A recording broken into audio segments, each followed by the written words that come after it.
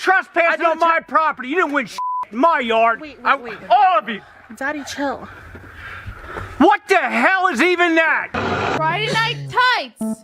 You're about to get frostbitten. Get him! Fasten your seatbelts. It's gonna be a bumpy ride. All you geeks and gamers better stop jerking off to me, okay? I smell like burnt hair and Julie. That isn't stopping you. I caught you like you're retarded because I think you're all retarded. I see the chat. I see you in the chat. Hit an F right now. Jerking off to your girl. Frostbitten. Now press F if you're not jerking off. Frostbitten. Friday Night Tights. Get him! Frostbitten. Now press F if you're not jerking off. I see the chat. I see you in the chat. Hit an F right now. Jerking off to your girl. It's weird. Do not come. Do not come. I'm gonna come. I am not qualified. Go ahead. Make my day. Get him! Call me Beaver Barbie. Bitch, you're that goddamn ugly. I jerked off to the dislike ratio. I'm not hot to you. No. What in the heck did I just walk into? Wow. People keep confusing me for prepubescent Justin Bieber. Someone in the chat called me Eminem mid-transition. Frostbitten. Now press F if you're not jerking off. Frostbitten. Friday Night Tights. Get him! Frostbitten. Now press F if you're not jerking off. I see the chat. I see you in the chat. Hit an F right now. Jerking off to your girl. I'm standing up for all the women at G4. Emily, Abby, Megan, Joe, Jake, Zipper, Pockets, Scissors, Tape Dispenser, and Filing Cabinet. X-Ray girl, she is a beautiful young Oriental. X-Ray girl, Give me cock. Ask them the price of cock. X-ray girl, what is this for you to stroke your chopstick to?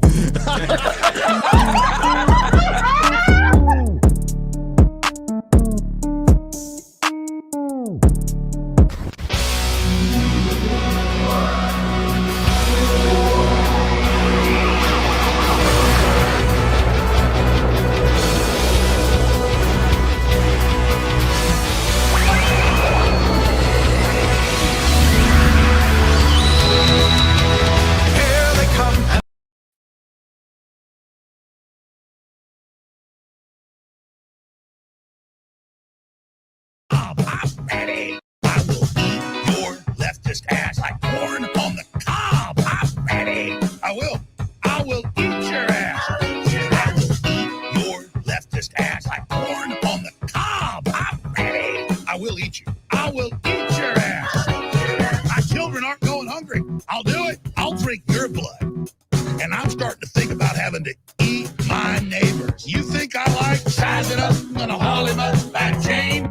Chop his ass up, size it up. I'm gonna haul him up that chain. Chop, chop, chop, chop. I will eat your leftist ass like corn on the cob. I'm ready. I will eat your ass. I will eat your leftist ass like corn on the cob. I'm ready. I will eat you. I will eat your ass.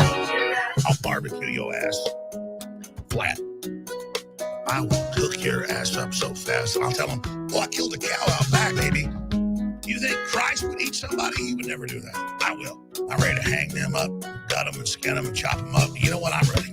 I will eat your leftist ass like corn on the cob. I'm ready. I will eat your ass. I will eat your leftist ass like corn on the cob. I'm ready. I will eat you. I will eat your ass. I will eat your leftist ass like corn on the cob. I'm ready. I will eat your ass. I will eat your leftist ass like corn on the cob. I'm ready. I will eat you. I will eat your ass. That's why I want the globalists to know. I will eat your ass first. I swear to God, it's the last thing I do. I'm going to get my hands around your throat. President Biden in New York City today trying to show fearful that. Americans that he is ready to get tough on crime. Hang on. The president meeting with Mayor Eric Adams while cities across the country see a surge in violence. But instead of going after the liberal... Shut up, Dana Perino. That was a little messy, but I had to get that song on. I actually wanted to play it after the theme, but I fucked it up. I boomered it. Well, how's it going, everyone? At least we got that's an earworm, man. That song's going to be in your freaking head. I will eat your ass like corn on the cob. I'm ready. Now, why are we talking about corn on the cob? Because corn on the cob might be the new Boulder. Or is it all just unbreaded? I'm not really sure. I don't know if any of you know what's going on, but it's like the full circle has come for the internet blood sports. They might be ending tonight.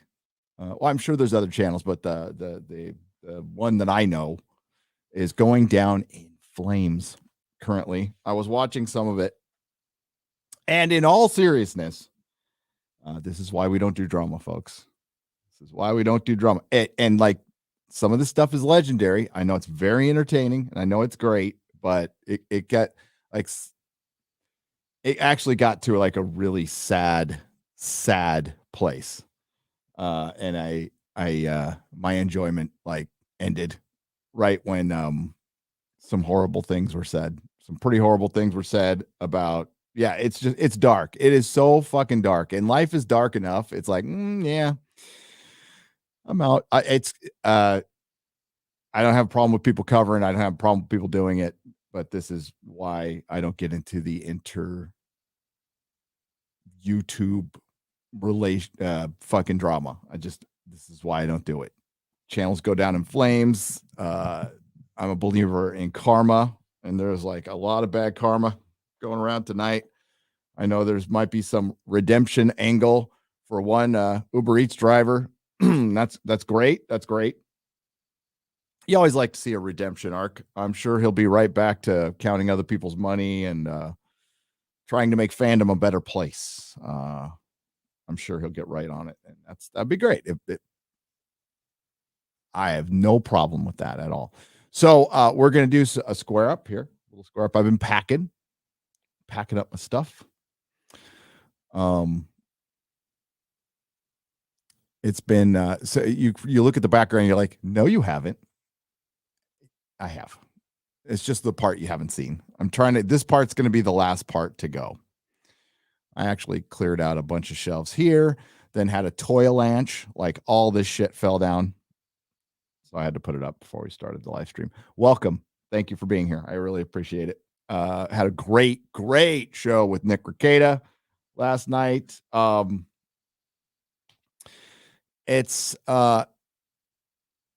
Listen, always going to be, and my next video is not going to be pop culture, and we don't plan things out, right? You know, we have a guest on, we talk about whatever's going on, and the GoFundMe thing kind of went down while we were live, and that was a big subject, and it's important. I'm not going to apologize for talking about it, and I know like the vast majority of you understand, and hey, if it's something you don't want to, if you want to check out on, I totally understand that too. That's fine. We'll be back to pop culture. But I don't see it personally as a political thing, other than we're fighting for freedom. So if fighting for freedom any way we can and trying to support it verbally or however we do it, I think it's on me to do it. A lot of people, died, bled, lost limbs for our freedom. I think it's worth some inconveniences. And like I said last night, due to my just normal level paranoia, we generally in our family tend to stock up, always have food and water ready to go, because we lived in California and there's earthquakes and there's fires and I lived in a big city at the time. There's riots. And this is a lesson I learned in prison. Like, you never know when shit's going to go down, and just always, how does Professor Moody, what does he say? Constant vigilance. Constant vigilance. So yeah, we're Mrs. Nerdrotic went to the grocery store tonight. She stocked up just in case there's a trucker thing here, and there's talks of that, and I kind of hope it happens. The great thing is, like, it doesn't need to happen all over the country. It just needs to happen in certain places that are what I believe are imposing unconstitutional mandates on our citizenry. By all means,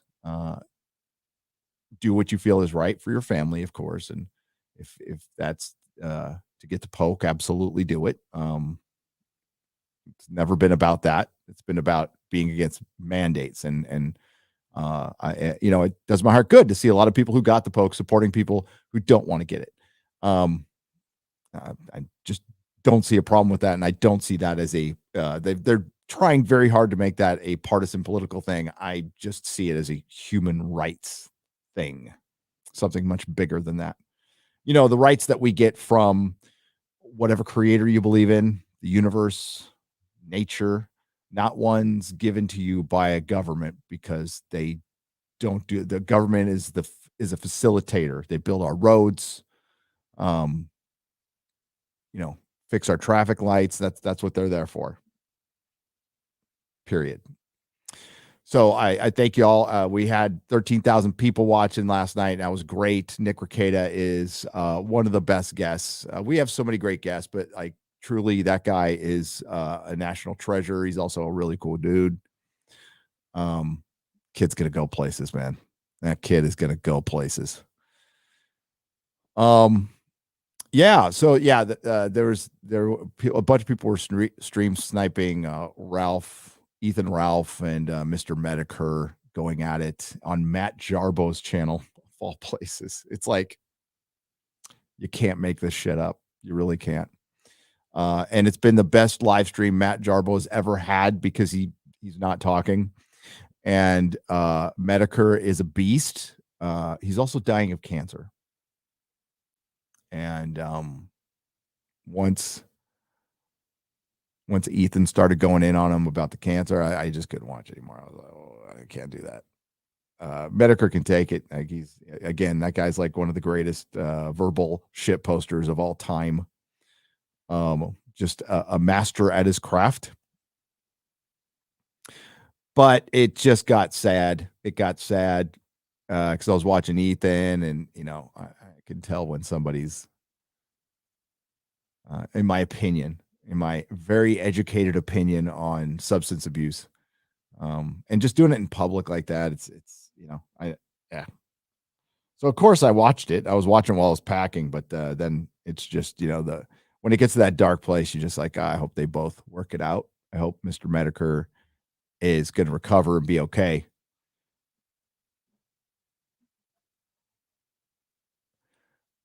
I'm off to do something different.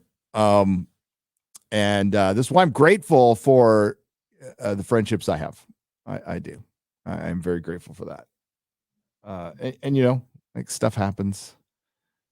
And as you guys know, airing dirty laundry is not my thing. It's just not my thing. Because that's not what we're here for. We're here to talk about pop culture for the most part. Talk about culture. The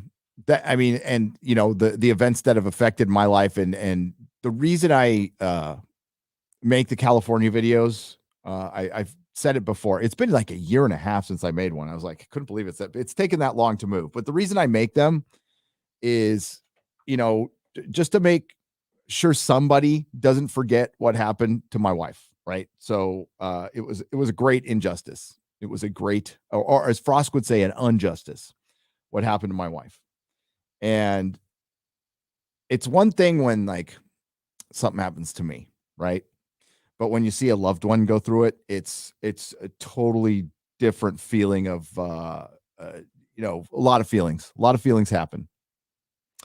And when it's something I never thought would affect us, but this is the thing. This is why we got to be ready for that stuff. I never thought that the state, the city government would shut down my wife's business and cripple it to the point where we would have to burn through our savings. And there was no assistance coming for us. Yes, they gave what they called loans. They're not going to ask for any of them back yet, but they could.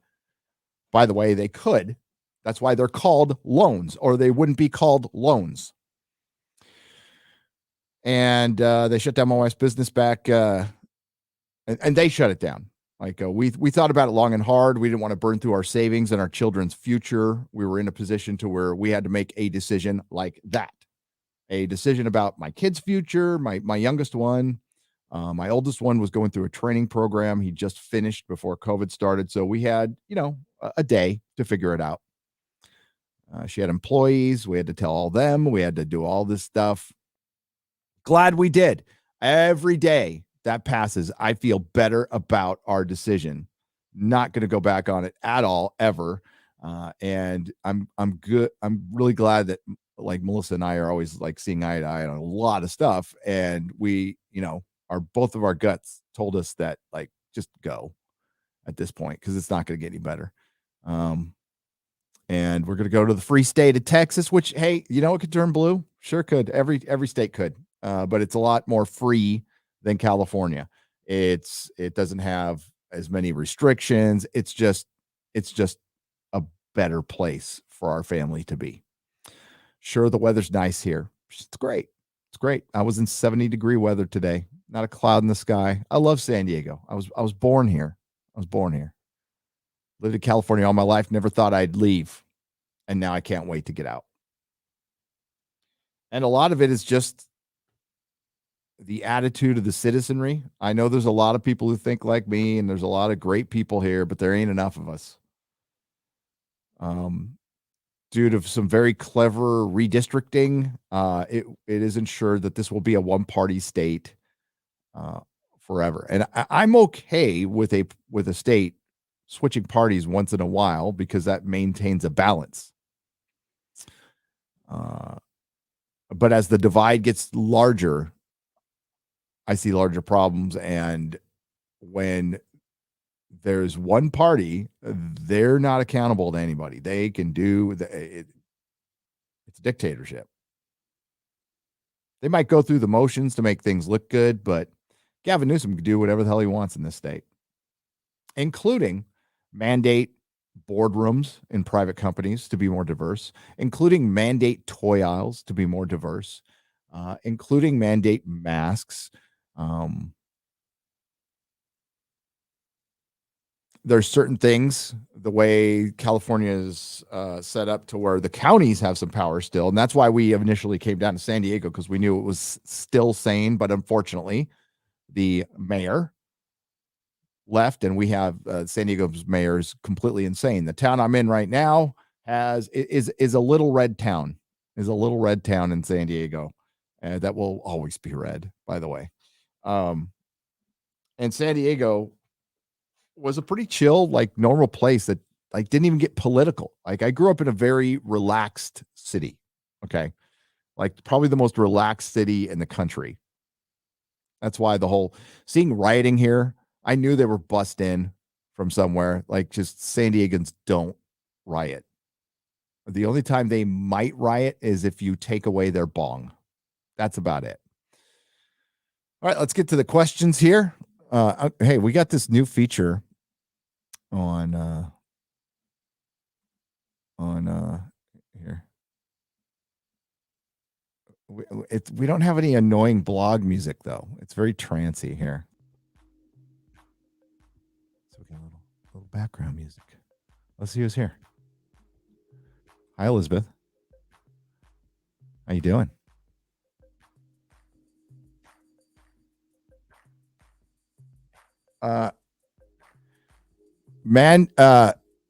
As far as the schools go here, they're terrible.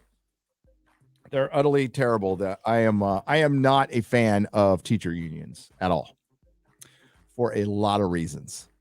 Some very personal ones. You can check it out in my AA story. But teachers unions have outlived their usefulness, and they screwed the kids a generation out of an education. But honestly, the more I think about it, the better it sounds. I'm almost glad they were a bunch of cowards. They were all worried for their safety. No, they didn't want to fucking work. They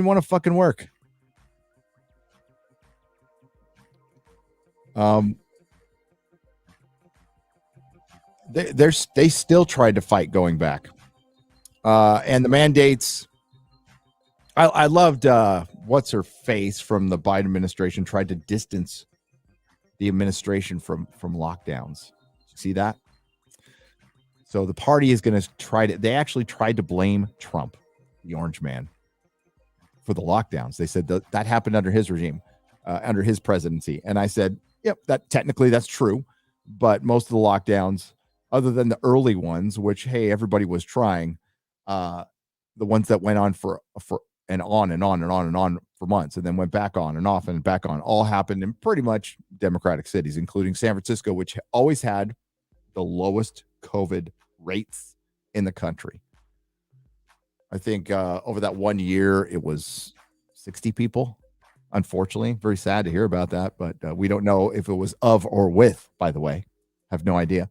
But we do know that half the business was decimated to the point where they stopped talking about it. Let's drive around San Francisco. It's dead. Drive around here. Empty buildings. Tons of empty buildings. Restaurants. There's a lot of restaurants in San Diego. There's a lot less now. So yeah, it's and to find out that something we were, if we said this, when we said this back in 2020, we were called all kinds of shit. So now it turns out, yeah, it was negligible. Lockdowns, negligible. Such a small percentage, negligible. And they're saying this is new data. That's bullshit. They had that data a year ago.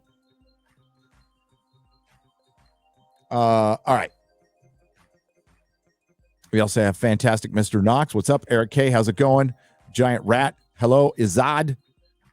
Shuxi 3797. Welcome all. Let's see what we got here. Oh, geez. Thanks, Gary. Now I want corn on the cob. Thank you for the $20. I'm ready. I'll eat your ass. Eat your ass like corn on the cob. Love Alex. My goal is to get him into my studio. Come hell or high water. And I'm working on it. JJ Ole for $10 says aloha from Hawaii. Aloha, where it is what? 3 hours earlier than here. So it's 9. It's 9. My mom and my sister used to live in Hawaii, so I got used to that time difference. Love and enjoy what you do, man. There's really no need to apologize for anything spontaneous. You do FNT, but you do not on FNT, but thanks. Keep doing what you're doing and get the fuck out of Cali already. Yeah. 15th. I boxed up a bunch of my Doctor Who DVDs because I collect action figures and DVDs. That's some old lore right there. Jennifer Cisco's here. Wanda Infinity is here. Hello. Wind of Change. Han BB, how are you? Says hail. Is this music annoying anybody yet? I'm going to keep it on for a while. On paper. Touchdown. Unbreaded. Touchdown. On paper. Unbreaded. Did you ever talk to those directors from back tomorrow morning? Supposedly. I missed it. I shot him an email and said, we can do this Sunday or next Sunday. And it was last Saturday. And then I fell asleep. Didn't hit my alarm. Slept through it. I missed 3 fucking interviews last week and I felt terrible. I felt like this aloof dickhead, and I'm not. The reality is that I have raging ADHD, so I forget shit all the time. Like this happened to me since I was a kid, so it's there. I obviously don't medicate. My wife is not here usually. She reminds me, and yes, I set alarms on my phone all the fucking time, but I still sometimes forget. I felt terrible and I had to apologize to 3 people. But I'm supposed to talk to them because they're in Glasgow shooting. I have no idea what we're going to talk about. I have no idea if it's set up. It's on Zoom. They could be recording me, so I'm going to record it. But I mean, the intention is to just talk to them behind the scenes. I'm not going to bring them on the channel. Not trying to change their minds. They're just going to pick my brain, and I don't know. I mean, it's Miss Marvel, so like, I don't know much about Sana Amanat's Miss Marvel other than the first 2 issues that I read just for research. It's not a comic I would normally read. And honestly, I think I even said in the video that I'm not going to watch the show. I'm not going to review the show. It's a kid's show, whatever. The issue I took is the issue I always take. You roll out your trailer, and the first fucking thing you do is say, little brown girls can't be heroes in this world. And it's just like, fuck that shit. I'm tired of that whole narrative being pushed. For one, it's shitty. It's bad for girls, for little girls. And it is reinforcing that this is a white supremacist country. And we're seeing, like, look at what they're blaming. What are they calling the truckers right now? Like, now everything that's just not completely on our side politically is white supremacist. Joe Rogan's white supremacist. Joe fucking Rogan. Bernie Sanders supporter Joe Rogan. Gina Carano, like me, I have an Asian son. So like, it's ridiculous. And normally, I say, fuck it, but it gets pushed and pushed and pushed. And we saw what happened in summer of 2020. We saw people getting fucking assassinated, and it's so the media could own a president. It's so the media can advertise. They were making gobs of money off the divisiveness, gobs of it. And now that Trump's gone, CNN is crashing and burning. And good. We need more. It all needs to go. It all needs to go. And we'll do the news ourselves. And maybe somebody creates a network that is just pure information. You decide. Remember that old "we report, you decide"? That it wasn't really like that, but it'd be nice. It'd be better for the country. CNN was terrible for the country. And that's why, a lot of us had to speak up, and a lot of us had to speak up with Hollywood. But honestly, I don't know what they want. I mean, they saw my video. They could not have been happy with it. And the first thing I'm going to ask them is, like, why would you put that meme up of Batman slapping somebody and say, "What? Wait for the fucking movie"? I mean, if you know anything about fandom, whether you're joking or not, they ain't going to take it very good. And maybe you don't know that fans have been attacked and vilified and called white supremacists for the last 3 to 4 years. And I think what happens in a lot of cases is these filmmakers focus on their movie, and they think their movie is the only one being diverse. So they think they're being groundbreaking. And what they don't realize, because they don't watch each other's shit, is no, you're just the 17th movie this month that's fucking woke.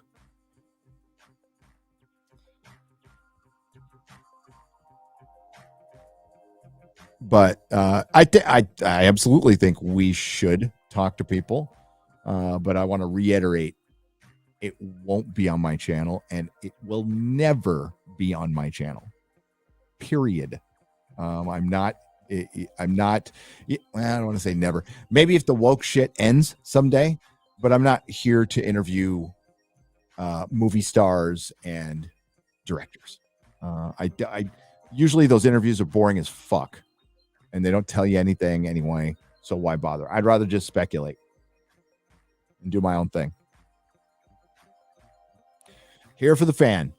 Here for the fan, period. But I'll certainly, have lunch with somebody or have a phone call. Sure. I'm sure any of you would. Is it going to be awkward? Yeah, it's going to be super awkward. It's going to be incredibly awkward. But thankfully, I have a couple of kids. And the one things little kids will teach you is to deal with awkward situations. Like when you're standing in the grocery line and your little boy looks up to you and go, "Why is that guy so fat? Why is he buying so much chocolate?" And you're just like, out of the mouths of babes. Sorry. True story on that one. Very awkward. Thank you, Josiah Fitch. I appreciate it. So tomorrow morning, if it happens, If it doesn't happen tomorrow morning, it probably won't happen because I'll be honest with you, I'm not that interested in it. But I said yes, so I'll follow through with it.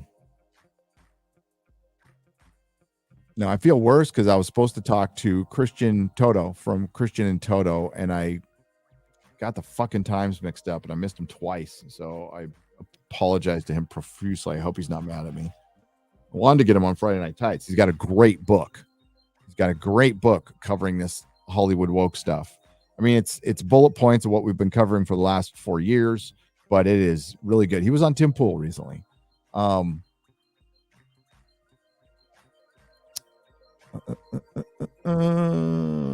see what we got here. Metalhead Batman for $20 says an American without a mainstream media is a happier America, God willing. Yep, it's outlet. It's a 20th century model. It really is. I mean, for the honkening, I'm just going to Twitter and other places, and there's video everywhere. Just follow Viva Frey. He's been doing some good work. Hell, that would be like something I would consider going to if I could get there, but I can't. So, but if it happens here, I'll go. I heard somebody just posted on Twitter that there's going to be one in Texas. I don't know if there needs to be one in Texas. Texas is pretty free, but if they're doing it in solidarity, sure. There needs to be one here in California. But the problem is a lot of the citizens, they're just, like I said about San Diego, land of the lotus eaters. Land of the lotus eaters. All right, let's share the screen here. Let's get some questions. This will be from last night.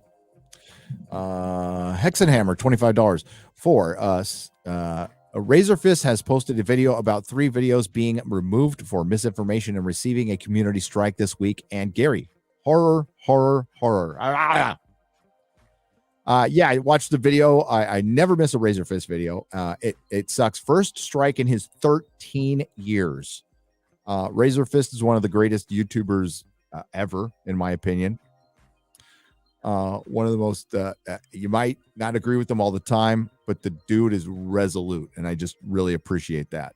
And it was a great honor having him on Friday Night Tights and just getting to talk to him. His book's really good, by the way. Dude is just talented. I was up very late last night watching the Black Sabbath Metal Mythos, watched every minute of it. And I've seen that thing like 3 times. I felt inspired. I really did. I felt like this is what inspiration. It's so good. I love inspiration. And I'm like, I want to do something like that. I'm not going to do Metal Mythos. I mean, because he's pretty much covered every band I like anyway. And his Ramones one is fucking awesome. But I've got an idea for some other things, and it was inspired by Razorfist. And now that I have a Perry Chan, we can do this. And hell, it might be my next thing. It really might be my next thing. But hail Razorfist, and I just really hope he stays on the platform. This platform it's not as good without Joe. It's not as good without Alex. It wouldn't be as good without Razorfist. Bob2559 for $25. First time donator. Thanks for not only entertaining me, but introducing me to great people like Jeremy, Chrissy, and Lauren Chen. Lauren Chen's fantastic. She's been great. And she's going to be a mama. You guys should try to get Kim Iverson. Yeah. Oh, Iverson. As a special guest. She is awesome. Yes, absolutely. We'll have X-Ray Girl reach out. Lauren Chen. I hope more people like Lauren Chen make tons of babies. I want tons of common sense babies crawling around America, making it a better place. Okay. Okay. Wakizashi's Tea House for $5. Almost butchered that. Been here since the Expanse. Save the Expanse. Wow. Thank you. I know you hear it a lot, but thank you for inspiring me to start my own channel. I can never hear that enough. I could never hear that enough. You also put me in contact with an awesome fellow YouTubers, MVP. Max is like one of the best dudes, one of the nicest people. Brightest Day, right there too. Nerdporial, right there too. Those are 3 solid people, and more. Appreciate your addiction stories too. Thank you. I'll reset the AA story. I have to go get my arrest record because I'm going to try to get my gun rights back. And honestly, I haven't seen my arrest record in a couple decades. They gave me a copy of it when I got out of prison. I don't know what the hell happened to it. But I guess for $20 I can go to any sheriff or police station and get it. I did notice, because somebody brought it to my attention, that one of the things that people search about me on Google is what I've been arrested for. So I thought, well, shit, I'll just read it on the live stream. I mean, my charges were, they're crimes. They were definitely crimes. Sound like Christopher Walken. They were crimes. But nothing like dark, if you know what I'm saying. Like no sexual predator shit or murder, none of that. No, just the crimes of a dope fiend. Got a couple charges dropped that could have been serious. And honestly, to this day, one of them, don't know why. It was a firearm. I had a pretty badass Glock. That was not mine. And the police confiscated it. And I thought it was fucking toast. And magically, the charges not only, I can't say dropped, they disappeared, because I know they brought it up when they took me in, and then it never showed up again. And I'm not like, what am I going to say? Hey, Mr. Clerk, Mr. County Clerk, yeah, they actually arrested me for a firearm, and it's not up. You might want to put that back on there. Of course not. Cop probably liked the gun. Or maybe, you know what? Maybe they were throwing me a bone. I was a young pup, right? And it did garner me some sympathy. You do run across, human beings, right? And some cops are assholes and want to take advantage of that. And some cops were trying to pressure me for confessions for shit I didn't do and stuff, which definitely happened. And then there was cops who were like, I don't know. I guess they felt they're like, this is sad. This is sad. Look at this young kid getting in so much trouble, So either way, it was a blessing. It was a blessing. But I've got a record as long as my arm. Very, very long. Ike and Ellis for $5 says, Jeremy, porn. Oh, why don't I whoa, geez, what's it? Okay. Jeremy, porn is probably bigger than gaming. Well, he would know. He's been single-handedly making it so for years in multiple ways. I like that. You earned it, Ike and Ellis. I don't think the porn industry is bigger than gaming anymore because so much of it is free. I mean, if you conflated it with the sex industry, maybe like brothels and shit. I don't know. Happily married man wouldn't know a fucking thing about it, thankfully. I mean, I knew strippers back in the day, but yeah, stripping wasn't the only thing they did. I know. Shock. Dusty Debt for $5. Donut operator tested dildos out of a grenade launcher. Check out the video. Hilarious. Oh, he launched dildos out of a grenade launcher. That's funny. I like that. That is something we'll have to, I have to vet it, but Dusty, I will definitely check it out and I'll show it. What the hell? Hag Up for $5. Thank you for the donation. Nothing to say, but I appreciate it. Thud 105F for $5. You're all awesome. Thank you all for what you do. Thank you for supporting us. We all got into YouTube again, and like, you know, what was just mentioned. We got Max Von Priestley, that he's MVP. Go subscribe to him. He helped me move. So he's a very, very nice guy. Drove all the way down here to help me move. I really appreciate it. Brightest Day. Met him at the meetup. Just really cool guy. Like, great around our sphere. Very supportive of everybody. Nerdporial, content creator. Loves what he does. It looks like he's having like tons of fun. And these are just fun channels, right? So they're on their little journey, and either it stays a hobby or it goes somewhere. But all three guys look like they're having tons of fun doing it, right? So that's the best part of this.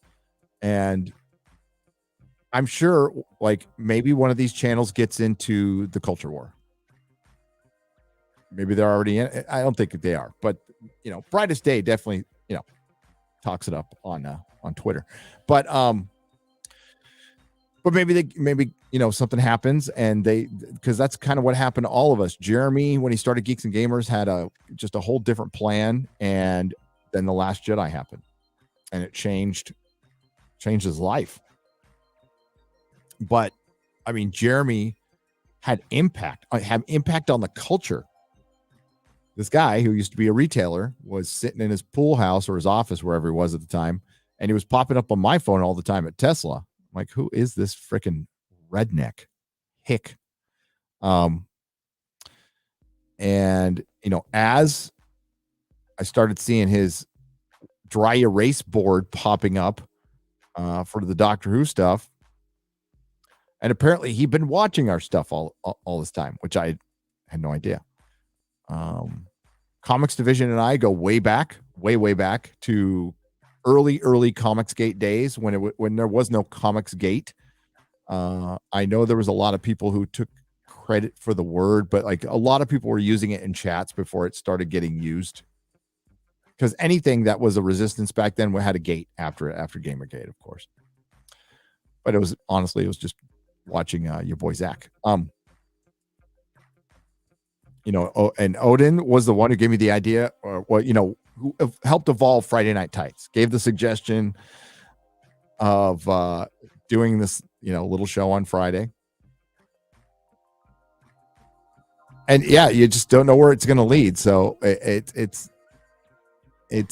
brilliant that you guys have supported us this long, and it's been fun. We've turned a bad situation into something good. Zenny Biscuit for $3. If I'm wrong, please correct me, but I remember a Danish or Dutch king that would wear the yellow Star of David while riding his horse around, and he wasn't Jewish. Reminds me of the folks who were jabbed, who stand against mandates. I can't verify that. Maybe the chat, maybe my chat can the chat out there can verify it, because they're smart. That'd be kind of cool, showing a little solidarity when it was very dangerous, extremely dangerous to show solidarity. God. You know how crazy it is Gina Carano posted that, you know why a lot of Jewish people died? It was because of a populace that was too scared to act, or I'm sure there was that. And I'm also sure there was people who just didn't believe it was happening. And there was people who didn't want their lives disrupted.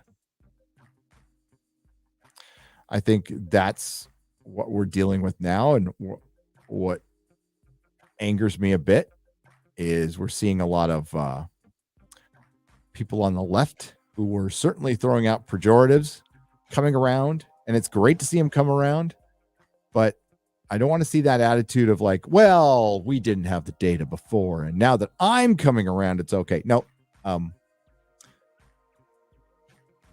I just, at this point, I think people want to get back to normal, but I don't think there is going to be a quote unquote normal, because a lot of people just didn't want to look bad. That's all this is. Fucking egos. they're afraid to be called anti-vaxxers and Trump supporters. So you're holding yourself hostage because you don't want to look back. You know what? You don't have to be on the internet.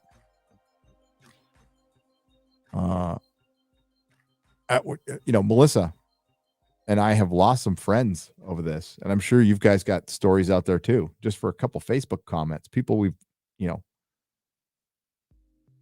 shared deeply personal things with, just blew us off. Who know? Like like my politics have not changed, like at all, from what they were 15 years ago.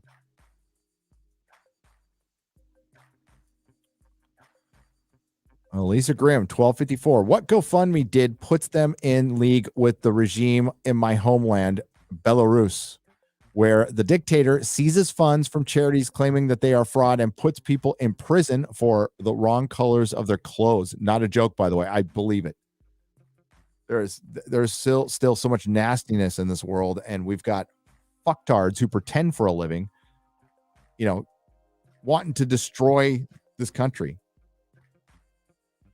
This country is largely what's holding things together right now. And it's not perfect. It has a lot of work to do, a ton of work to do. Work that we're not going to see. We're not going to see the fruits of that labor for generations. We're not going to see it in our lifetime. But if we tear it down, then we guarantee, who knows? Maybe it's a millennia of just of dark times. Don't know. Rally for $10. Longtime listener, first time sending a super chat. Thank you. Truck Prime, Minstrel Trudeau. Keep up the good work. Honk honk. Wait.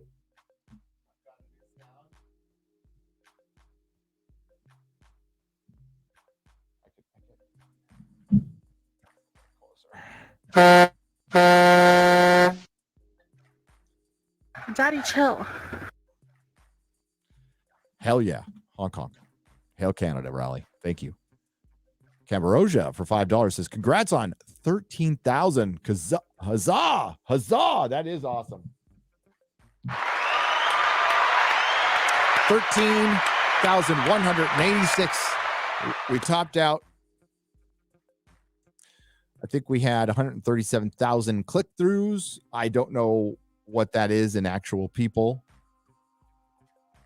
So the way it works, as far as I can understand, is there's people who just don't turn off the live stream, and then there's people who bounce in and out. So that constant number is people who don't turn off the live stream, and then there's a ton of people who bounce in and out. I don't think it's actually 137,000.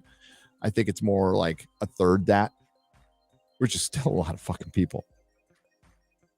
People should not be afraid of their government. The government should be afraid of their people. V, for $2, you are absolutely correct. They confirmed GTA 6 today, and I bet it's held back. Before RDR2 game came out, the devs said they were happy to not be making GTA 6 because of today's market. In other words, they are worried about SJWs being offended. I bet it's the worst in the series. It probably will if it comes out, Crofu, for $5. I know enough about the game. Bad news, good news today. If you're an Orville fan, it's not coming out this March. They announced it today on Twitter. It's going to come out June 2nd or 22nd. I can't remember. It's in June 6th. A little bummed out about that. And I think the reason why kind of bums me out even more, I think they're running from Picard. They've had more than enough time to finish the series. So they released the opening scene from episode 1. I actually got to see that a year ago on the visit. An unfinished effects. The finished effects look fan-fucking-tastic. It looks beautiful. It's Marcus running through the Orville. It's the Battle from Identity Part 2, which was over, but it gets explained in the scene. Go to the Orville Twitter if you want to see it. It's fucking great. It is really good. And it will just like remind you, like, man, this is what Star Trek could have been. There's the ship. I'm blanking on his name now. The ship designer for the series is the guy who designed the ships for Battlestar Galactica, the OG one. And they're so sweet looking. Rupert Patterson for $5. It might be helpful for you to know that you are not alone, and that in the long twilight struggle which lies ahead of us, there is a possibility of hope. Babylon 5. Babylon 5. Hail the Fellowship. Hail Friday Night Tights. Man, I stopped watching Babylon 5 in season 4, so I'm going to go back and watch it all through again. It was so good. Oh, shit. Why did I do that?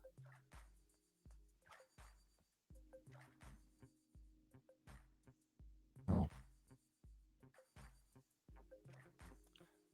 Mike Ellis. Fim, Crofu, Rupert Patterson, Zenzi Biscuit. No truckers, no trucks, no truck builders, no job. Yep. Zenzi Biscuit for $3. No food. And I think going through a little inconvenience for freedom, even the people who are bitching about it right now, they're fighting for your freedom too. Top Lob Stuff for $10. Hail all. With glowing hearts, we will see the rise, the true north, strong and free. Proud to be a Canadian right now. Hell yeah. Canada's looking mighty good right now. And Jordan Peterson had it right. Like, keep that sense of play with this protest, a little, a nod and a wink, a smirk and a smile, just dance and wave your flags and, act like it's a fucking music festival. Kind of treat it like that. And Jordan Peterson was absolutely right. That showing that play with that many people together, with so much on the line, and having that sense of play is true mastery. That's the word he used. It's mastery. It is mastery of your emotions, of the situation. They are owning the government right now. They are absolutely in the right. They look great. The government has resorted to pejoratives like racist and white supremacist, and it's just getting blown out of the water because it's just flat out not happening. Is there a possibility some dipshit goes there with a Confederate flag or a Nazi flag? Of course. Could it be a Fed? Yes, of course. Absolutely. But to say that there's one flag there in 100,000 people, of course they're attaching it to QAnon now too. QAnon.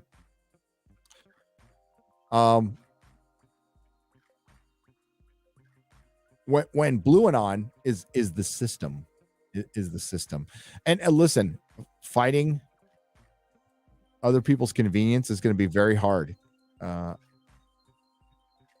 hey, I like them too, but ultimately it's a cage. Convenience is a cage that we just lock ourselves in every night.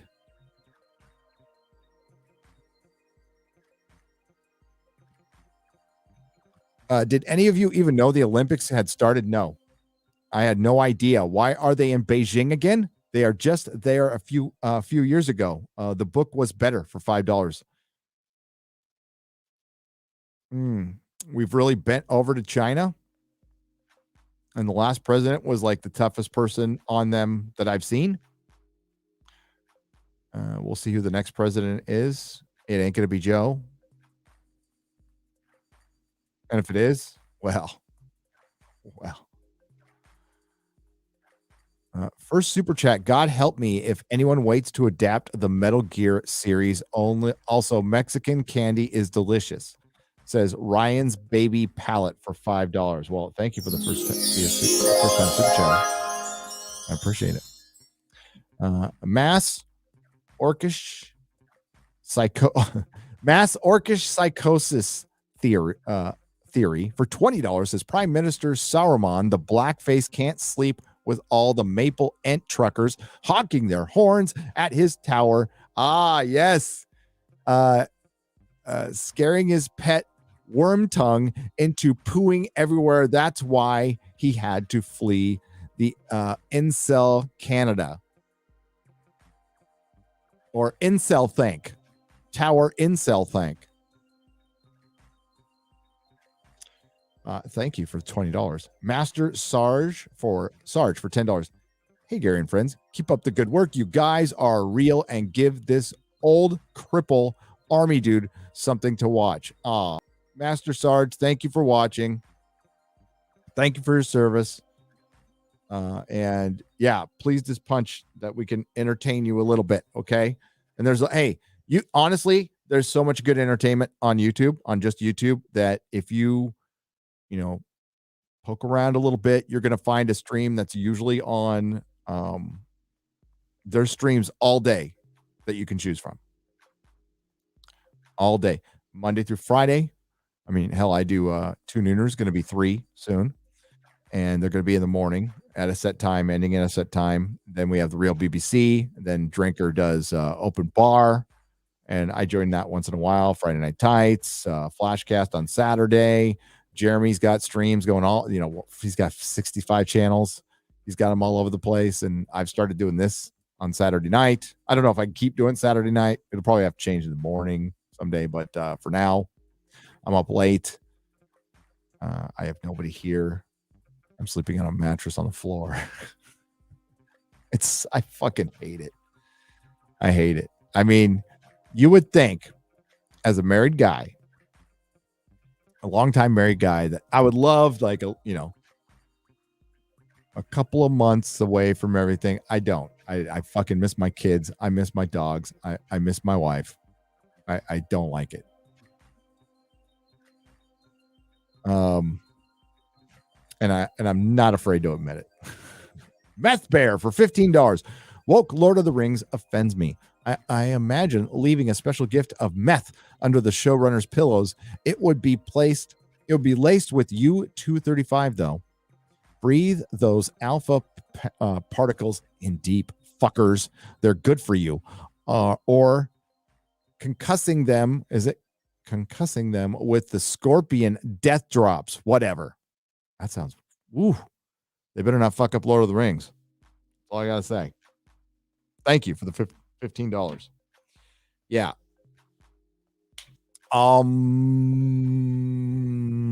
What can I say? Well, we all saw the posters, right? You saw the posters? Pretty diverse, right? Pretty diverse. Lots of folded hands and torsos. Some of the armor looked good. It did. If that was Sauron, awfully small hands. I'm thinking we might get a female Nazgul, though. What do you think out there? What do you think? The Nazgul, the 9, we don't know technically who they are. Tolkien has hinted that some of them, like there might have been a Numenorian, but we certainly don't know. The kings of men, they weren't all kings of men. They were not all kings of men. There was a sorcerer in there. Yeah.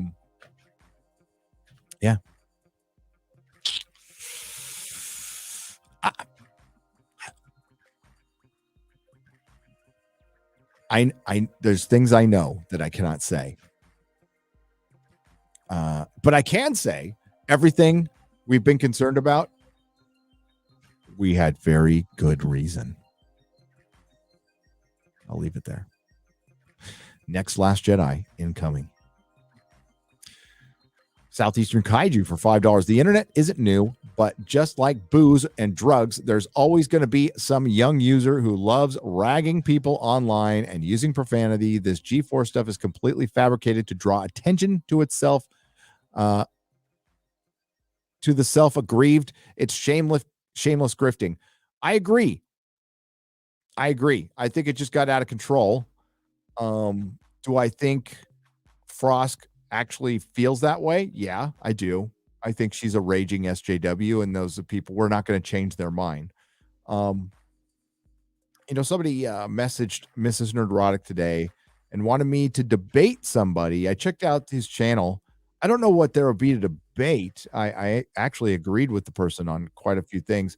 I'm not a big debater. I'll have a conversation with somebody. We could certainly debate things in the conversation.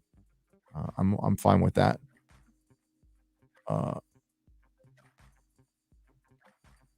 But it's clear that they needed traction, right? They needed traction. So the G4 wants, I fully believe that G4 and the media want a Gamergate Part 2 because they're all struggling right now. Kotaku, they're all about to go out of business, by the way. They're hanging on by a thread. I give it another year or two. We're already seeing these, they're folding into other organizations. And I agree with Jeremy from the Quarterings assessment. I don't give G4 a year unless there's some massive investor behind it.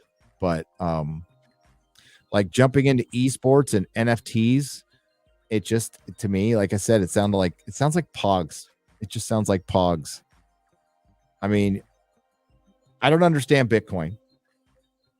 And thankfully, I'm old enough to where I don't need to understand Bitcoin. I think my kids will have to understand it, and they probably already do. I believe that tangibility will not change. I think stuff will still have to be based on gold, and I'll tell you why. Because if everything turns virtual, you know what shuts the world down in a second?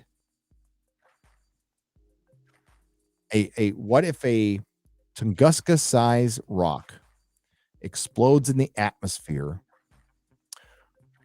just high enough over the United States? Well, it could fry the power grid for years. And not just, it could fry the backups and everything. It's too flimsy for me. And maybe I'm just being old. I don't know. Electromagnetic pulse, a flare from the sun. This shit has happened, and it could happen again. Right now our money's based on jack squat. So, there goes that argument. But honestly, I think it's too confusing for people. And I think a lot of people are being taken advantage of with NFTs and Bitcoin. And that's the whole point of it. Until I'm proven wrong. Sounds like a little just flash in the pan trend thing to me.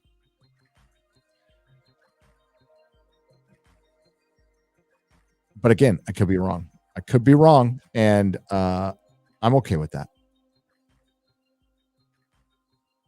This has become my favorite show, says Blue Paladin 24 for $20. Well, hail, thank you. I appreciate that. Really do. It's so weird to have somebody's favorite show. K-Zone 117 for $5. Hail, tights of the Fridays. You're probably not going to see this, but I just want to say it's sad that there are only 2 shows right now that are worth a damn where Star Wars is concerned. The Mandalorian and The Bad Batch. Yeah, and it's just mucking around in different times, and one's animated. And I'll tell you right now, animated shows, comic books, their canon gets torn apart when they start doing live action. Star Wars is I think Disney is personally, if gun to my head, I think Disney is just settled with, okay, we got this fan base and we'll do this and we're fine. But it's still woke. There's tons of woke stuff in it.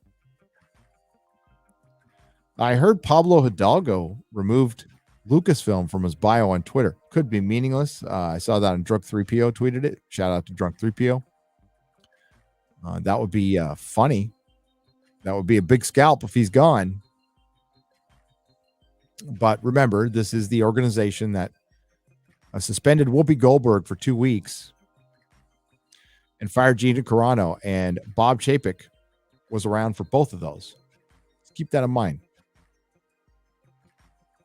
Don't listen to, listen, speculating is something we do as fans. And by all means, continue doing it. It's fun.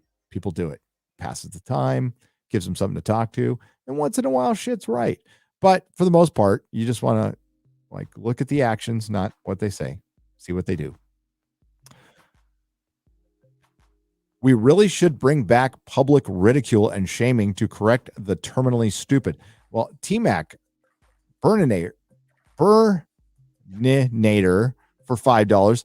Yeah. I mean, hell, the blood sports did that, but the thing about blood sports is it's blood sports, and you live by the sword, you die by the sword.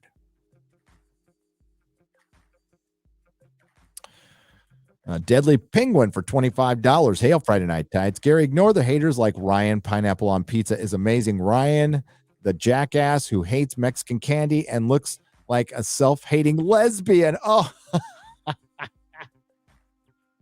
how dare you say that about my son? Love Ryan. You know what's funny is a lot of people want to try out this pop culture thing, right? They come into the pop culture thing, and a lot of the access media thought they can do that. A lot of new nerds around here, and that's usually great. But when they come in and they want to change the space that they just arrived in, that's not so great. That's not so great. And what those people are finding a hard time with is the nerds. This is why they invented terms like toxic fandom and stuff, because they would get challenged on things. And, that's why we have Frosks. Frosk is a great example of everything that's wrong with fandom right now. Instead of coming in, being curious and just being fun and being part of G4, G4 had this like really fun nature about it, didn't take itself seriously at all, and didn't have a stick up its ass. Frosk has a giant stick up her ass. G4 has a giant stick up her ass. A lot of America has a giant stick up its collective fucking ass right now. When they're just fucking jokes, right? They're just jokes.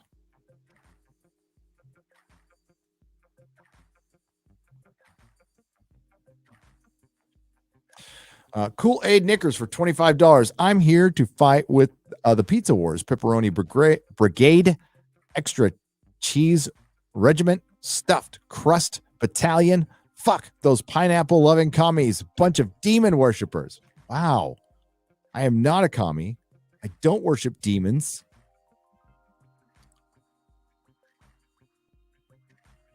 I've had demons, but I don't worship them. Thank you for the $25, though. Nope.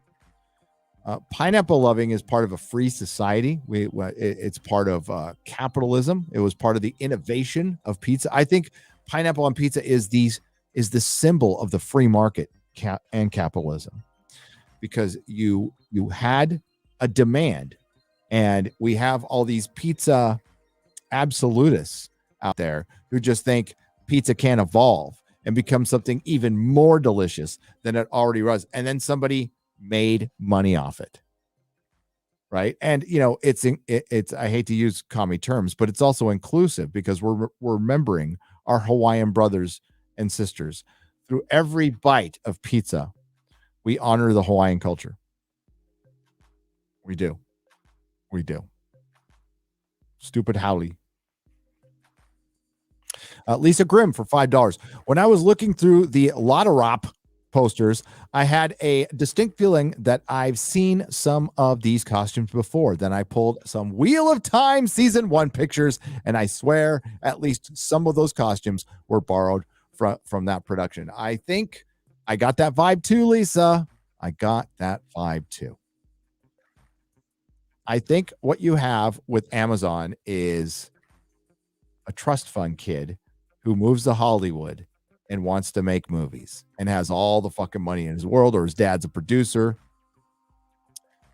And sometimes some great stuff can come out of that, but most of the time it's I've got the money, but I don't know how to go about this. And I just look at Lord of the Rings as a trophy instead of seeing it for what it really is.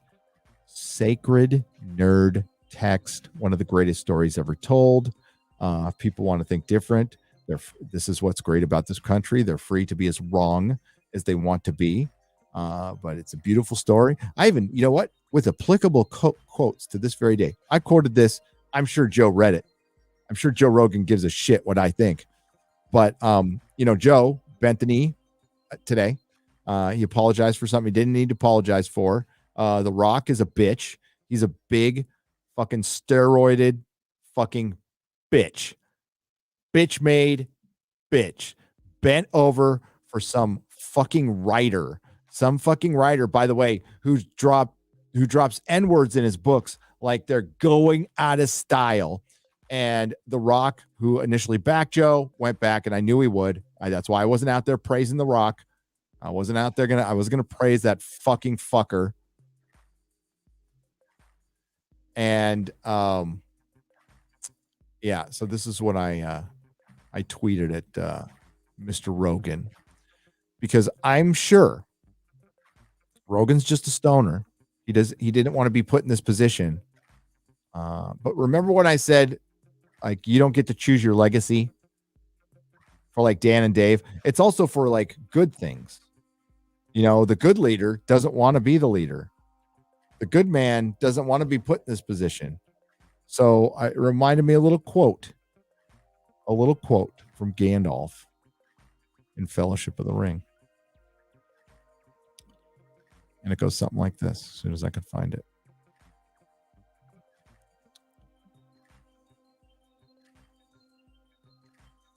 Good Lord, I tweeted a lot today. Okay. For Joe Rogan. I wish it need not have happened in my time, said Frodo. So do I, said Gandalf. And so do all who live to see such times.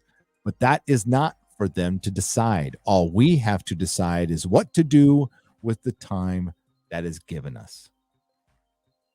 That's the position Joe Rogan is. He's in a position it's bigger than Joe.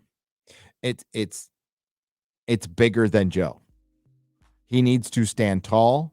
I don't know who removed his 100 episodes. I don't know if it was him or not. That's bad. It's very, very bad. Joe Rogan did nothing wrong. He's a force for good in this world. He just has conversations. And if conversations are dangerous to some people, then you're the fucking enemy. You are the enemy of truth. You are the enemy of freedom and free expression. You are the enemy of everything this country is about. Come correct. That right side of history that side seems to be so fucking over concerned with, you're on it. You're planted on it. You're on the plantation of the wrong side of history again. And a lot of the shit that gets thrown at us, pure projection. Pure projection.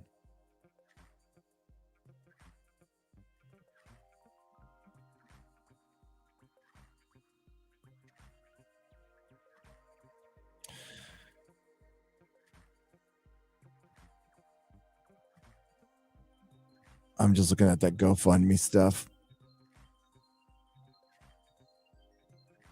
Here's Renee made a good meme.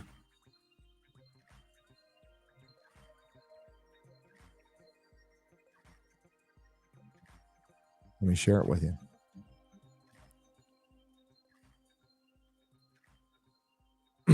That's right. That's right.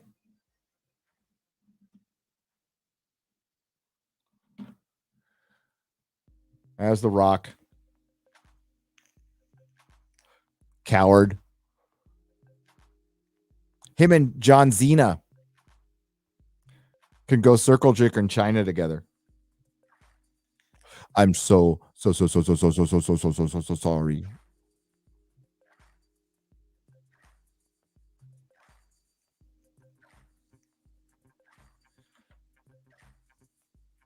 These guys get all pumped up. They get all jacked up. They got no fucking spine. They got no fucking spine.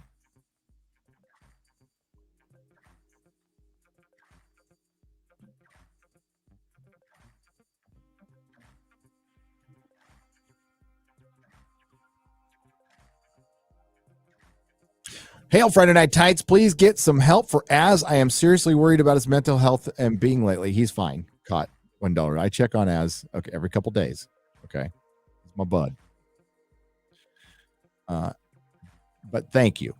Aiken for $5. While Australia is starting to wake up to the global joke, you guys have kept me reassured that we can do something about this insidious ideology of the fake woke. Real woke people are grounded in reality and care for others' freedom without selfish agenda. Yep.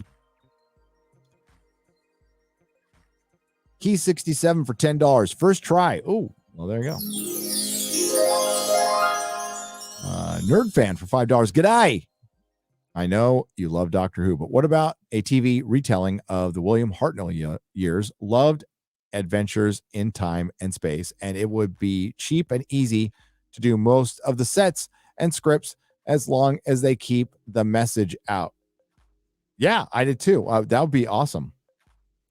I think I would watch it, Nerd fan, if they kept the agenda out and just retold the Hartnell years in that spirit. That'd be fun. The title of Jeremy's porno is Freaks and Flamers, says Dirty Larry for $2. He's already making the channel. He's going to be doing his Geeks and Gamers porno channel. It's just Robbie for $5. Going to resonate off that guy's statement and watch the Dolly. There was Jesus music video because it's so good. God bless you. Bless you. Hey, Gary, are you packed yet? Asked Lady Gravemaster for $20. No. I'm clearing out the room. I boxed up all of one thing today, but it was a big thing. But I cleared out a bunch of stuff and got it prepared to box, which is happening tomorrow. Tomorrow after the members stream. After the members stream. Buy your money sucking. Oh, yeah. Okay. Yeah. This is Beef Panda. Yeah. He's a troll. Beef Panda's a troll, but I'll read it. For $5, buy your money sucking sellouts that won't read this live because it's not enough money. Good to know us. Please don't matter. You do matter. I do the best I can. And I read them all.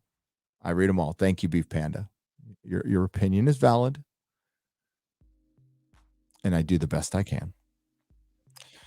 Minor Zychron for $2. Live stream in a car again, Quarter Black. Yeah, I was a little concerned about him on that one.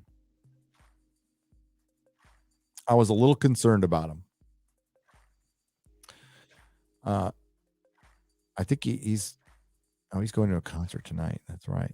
He's gonna help out my wife tomorrow. Get the studio ready. Our rural, this is the one I was talking about last night. Our rural juror, for $19.99. Congrats, Gary, on 400,000. Thank you very much. I appreciate it. I appreciate you.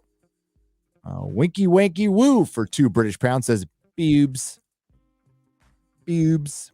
Brian Barlow for $10. It is gonna be That's No White. And what's the magical beings gonna be on the 7th fairies? Oh wait, that's problematic. Hail Friday Night Tights. Hail Smiley Hat for $10. Glad I found you guys in the wake of G4 meltdown. I'm sick of being stuck in gaming communities full of wokeness and glorifying depression. I'm not even conservative. I just want to enjoy games. Yeah, and there's a ton of channels around these parts where from Geeks and Gamers, Gaming with Geeks, to Mark the Cyborg. There's a ton of Az does gaming on his channel, and none of that shit comes up. It's just talking about the game. If you want to have a good laugh, very soon I'm going to be doing The Witcher 3. Actually, I think that's this week. I'll be doing The Witcher 3.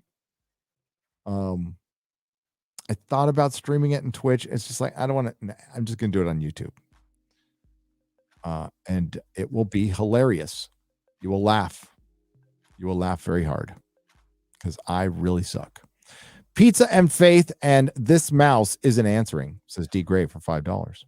Hail Geeks and Gamers on Friday Night Tights. If you want some good Lord of the Rings, there are some great Lord of the Rings coins on AppMex. I got the 1 kilo silver 9 companions proof. There is only 100 in the world. I'll check it out. Silence Do Good 1776. Thank you for the $10. I've got a couple coins.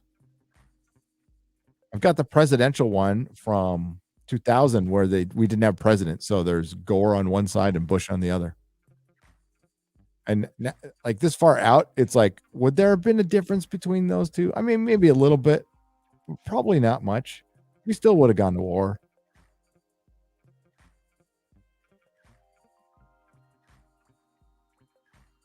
Hang on, I gotta clear this out. All right.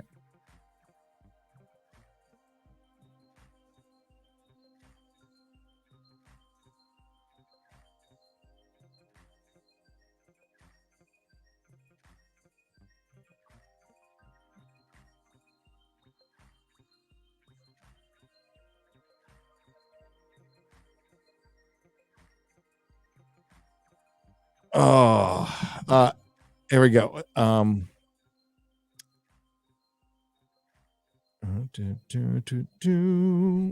Gonna go off camera for a little bit, but we're gonna share. I'll be back on camera in a second.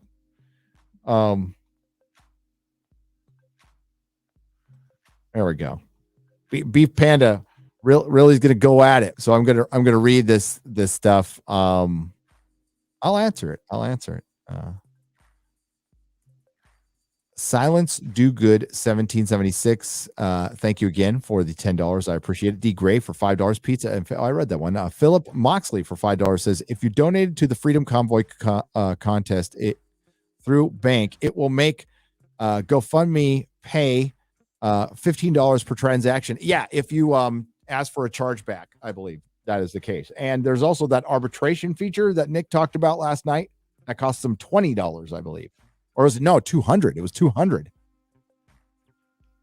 That's why they bent the knee and said they're going to automatically refund people, but they can already get sued. They have Ron DeSantis is going to investigate them. I think Texas is going to investigate them. I think every state should investigate them, just like every state's investigating BLM right now.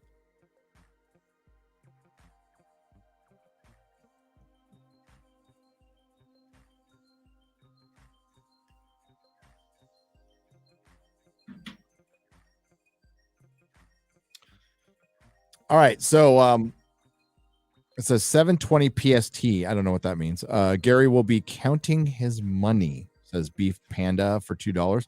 I tend to count my money and keep track of it because I have to pay bills. I'm a father and a husband. My wife makes money too. She does hair. She grifts for hair, and she charges money for it.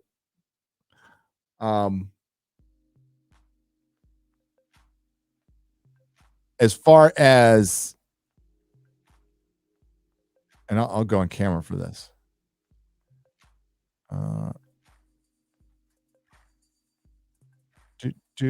Where are we? There we go. Hi.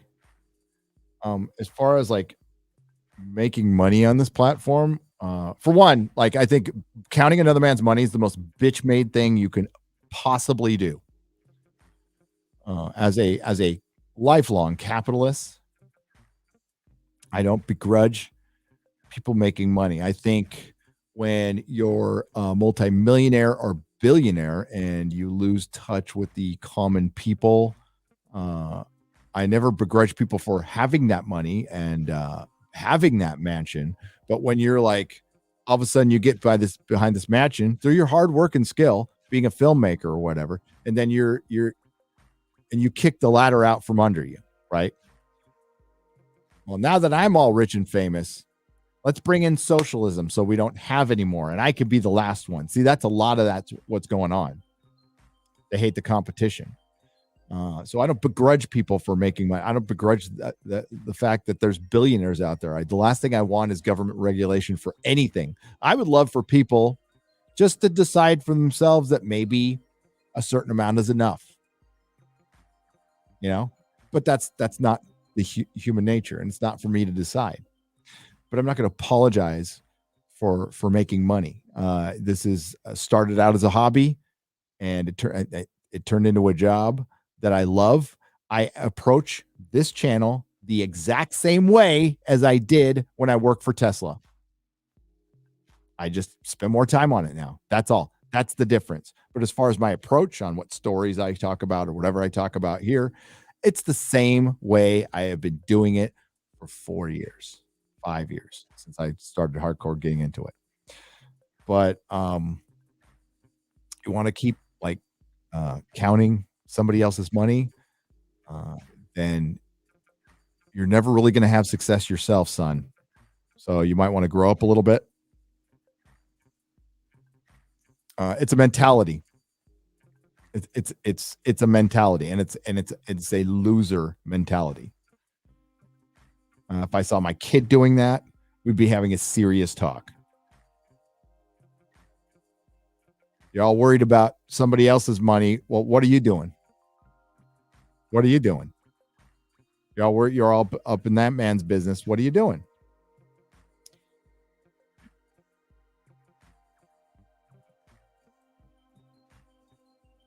You know, I wasn't when I was on Tim Pool's channel.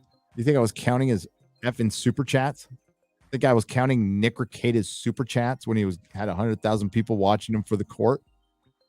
It was great to see. It was great to see. I was happy for Nick. Couldn't have happened to a nicer person. Be inspired.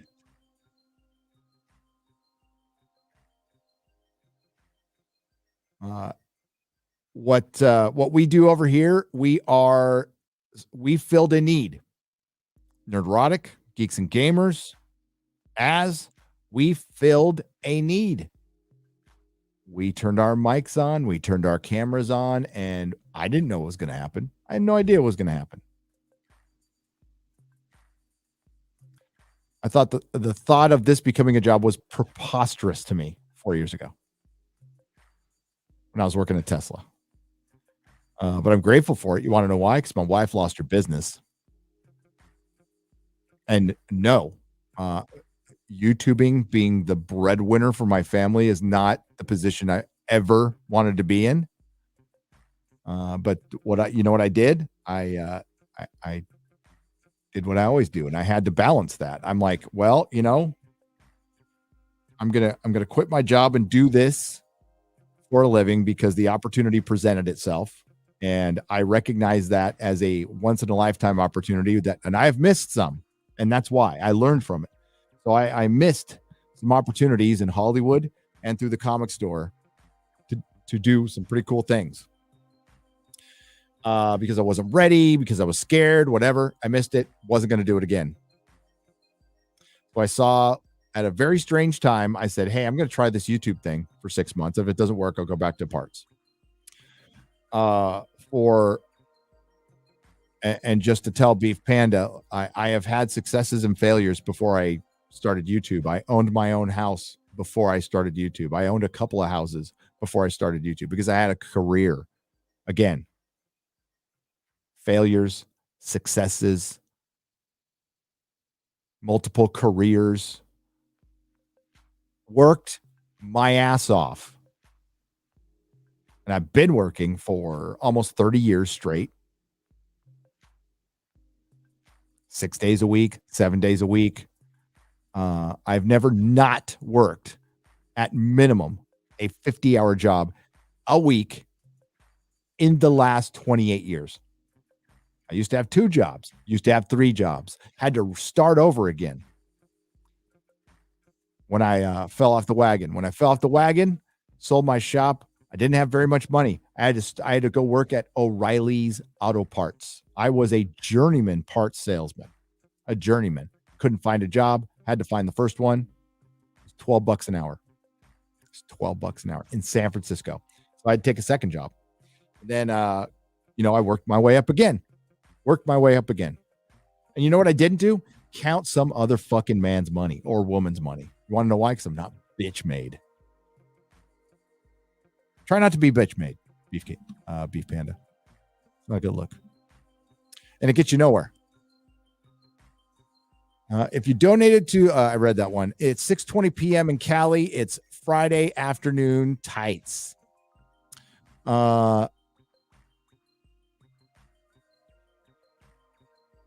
What's your take on Shasta County, California situation? I don't know. Runs with phantoms. What is it? Let me look real quick.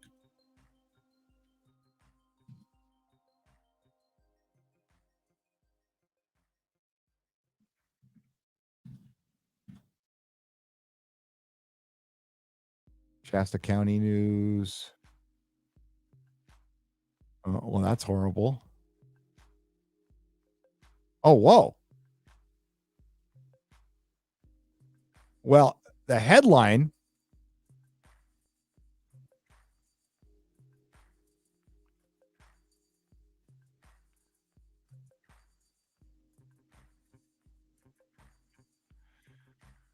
Extremists set to take over California County. What next? California County recalls top official, giving militia-aligned group a path to government. California on track to be run by militia-aligned group. Man, it sounds like a lot of the same headline. And then some guy burned somebody alive, which is terrible. I'll have to look into it. I will look into it.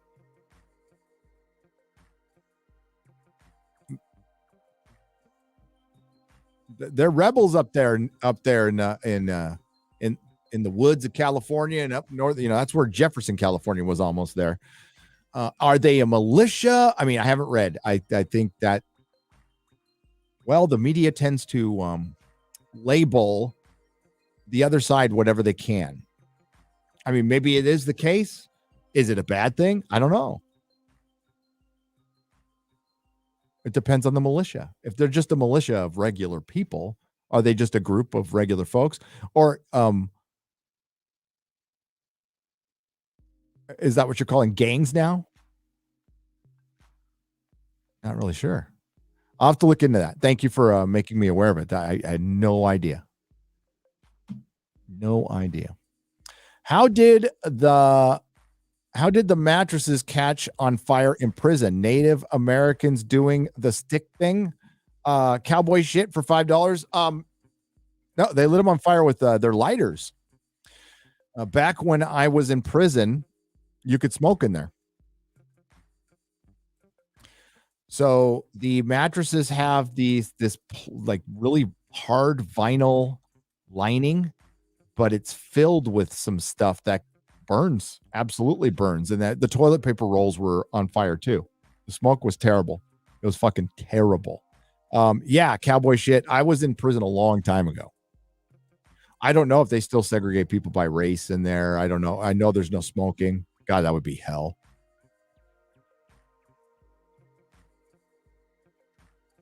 $25 meat for $5. I spent years avoiding My Hero Academia, fearing it was some crap modern anime. I was wrong. It absolutely nails what it means to be and have a real hero. That's I've heard nothing but good about it. My kid raves about it. Absolutely raves about it. Yeah, man. I don't know what I did to Beef Panda. I wonder if Beef Panda's not really Beef Panda. Got to wonder about that. I can't make everybody happy. I understand that. Again, it's I do the best I can with the time I'm given. I'm certainly making my best effort to read as much, if not all of these, as possible. And I don't dust them. I have a record of them. I have a record of all of them. I'm just, juggling a lot of things right now, but I'm grateful for every single one of the donations. I definitely put like the donation tab in the chat, but I will remind Beef Panda, I've never asked for a super chat on this channel ever.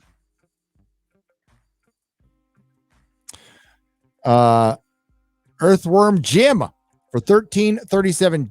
Jesus, Gary, just buy another soundboard. I know it's funny when you screw up all your sound bites, but come on, man.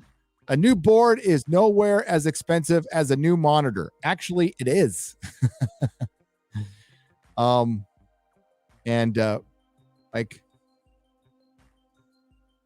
It was funny, and I'm glad that the video took off, and the WG donated a lot. I really appreciate that. I really do, and that money is going towards the monitor.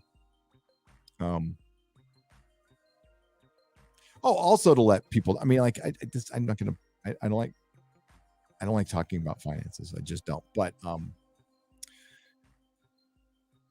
that you guys fund the show.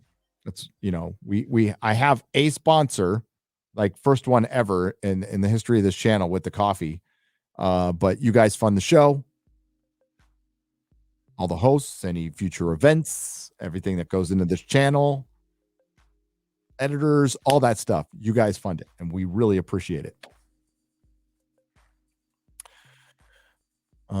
Perry Chan, Earthworm Jim. You doubled up there. And I always offer this.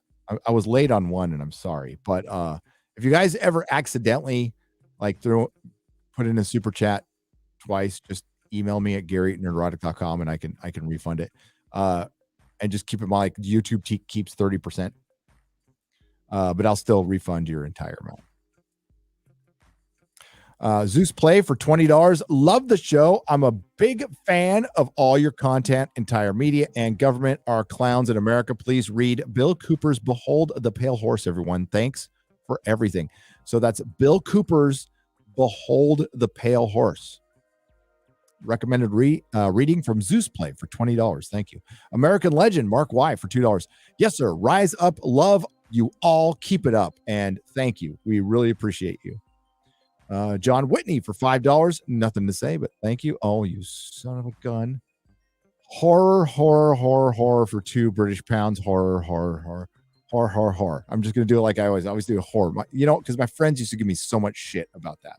And they would do the same thing. Wyatt Fry for $9.99. Will you be covering the Legend of Vox Machina? You don't seem like the kind of people... You don't seem like D&D people, so I trust your criticism on how bad the show actually is and not giving its get blind praise.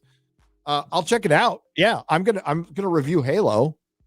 I don't play the game, but I shouldn't need to play the game to review the show. I'm definitely going to review the show. John Shano for $5. Ottawa Police Chief talked about military intervention. Military said, LOL, get fucked. Yes, thank you. Thank you, Canadian military. I feel like the Lotterot posters look like crappy posters for church's Easter play. Oh, why are we going to diss a church's Easter play? A cute little Easter play from a church. Izzy, well, I don't even know how that is. YLYDY09. I cannot even say that. Isildi. John Shanow for $5. First time poster. Farm tractors in downtown Toronto. Those poor bastards think food comes from a store. They really do. They really do. And there's people going, what about the common people? These are the common people. These are those common people. The people bitching are the fucking elites who can afford to live in nice flats in downtown Ottawa. I ain't from Canada, but I doubt it's much different than it is here. If you can afford to live in a big ass city in a nice neighborhood, especially in the nicer downtown area, and I'm just guessing Ottawa, I don't know the geographic landscape of it all, but I'm guessing the cities are probably a little nicer than they are here. Because quite frankly, you don't have as many people,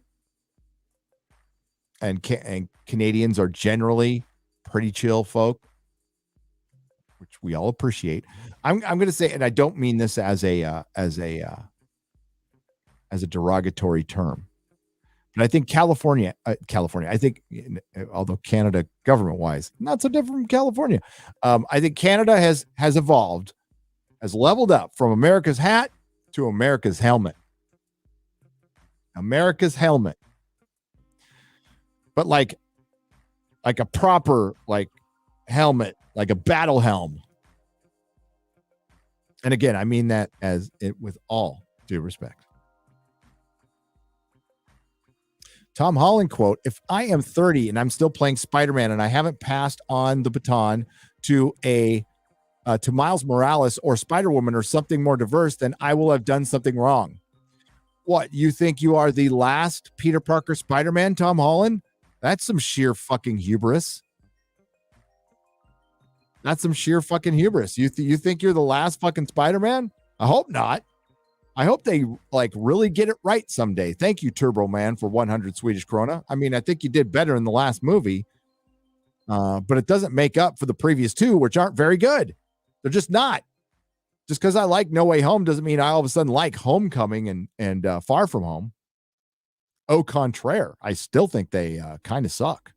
There's like things I like in them. I think Tom Holland was good in Civil War as like a weird version of Ultimate Spider-Boy. Eric Perrin for $4.99. Okay, like I watch you on the Apple TV and my husband's account, but I'm watching you on my account right now because I'm not in the living room. Erica, well then maybe you're part of the very exclusive 6.6% female club here at Nerdrotic. And I just want to say you guys get something a little special.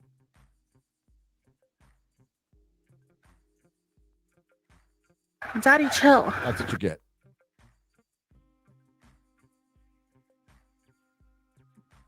That's all. I don't give preferential treatment to dames, to broads. That's why there's only 6.6% right here. It's because of Drex, says Cowboy Shit for $2. I don't even know what that means. Sorry. Brightest Day for $5 says, I refuse to believe Rackets doesn't know what Ultra Sukadoji is. I don't even know how to say that, dude. Erot Sukadoji. Sukadoji. I'll just say that. I don't know what it is. So believe it. Lethal Burrito for $10. That is a great name. Excited for your move, Gary, to San Antonio. If you need a guide for the best taco places in the city, I'm your dude, Nick. You didn't read my $20 super chat last night. It was a joke involving foreskin. Foreskin. Daddy, chill. What the hell is even that?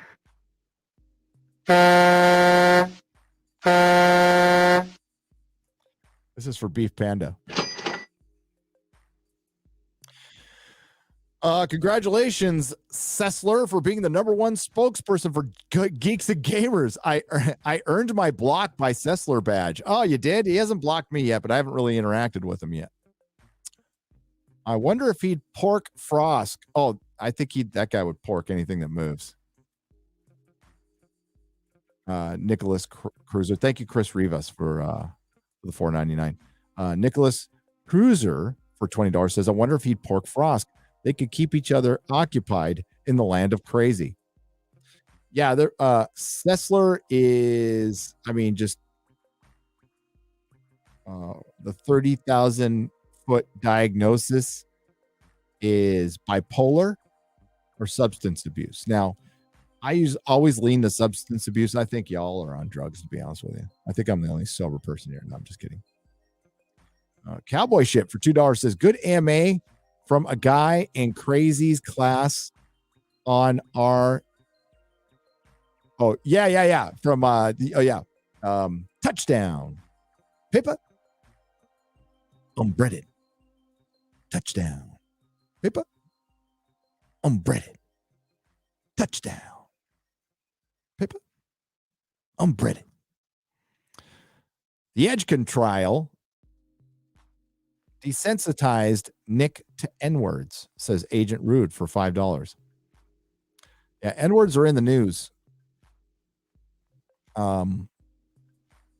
It's just a word. It's not one I use. It's not one I will use. Have I said it in my lifetime? I think I'll echo what the quartering said. If I did, it was when I was young and really high on drugs. But I don't recall.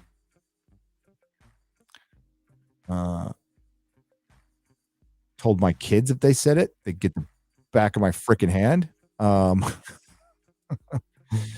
Yeah, there's just like, if people want to say it. There's, I think words get too much power sometime.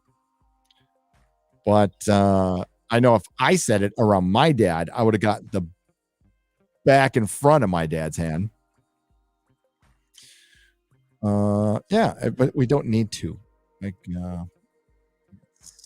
I know a lot of people, a lot of edgelords used to like to use it back in 2012. I mean, there's Polly the polar bear, who's going through a little bit of a redemption arc tonight. Hope he doesn't screw it up. Odin, this guy is a teacher like you, says Bear Business One for $5. Odin is a good teacher. He's a teacher at a Catholic school, so he doesn't have to deal with the curriculum of the insane teachers union, but I think he does have some stuff to deal with the Catholic Church, right? Like, the Catholic Church is getting kind of woke too. Speaking of the Catholic Church, I just want to send my best to Father Christopher Miller, who's taking a little break out there, taking a little vacation. He's taking a couple months off, and I just want to wish him well. I miss him. Another other man for $5 says, in Twitter timeout for this banger, Imager. I'm about to read it. Let me see if I can.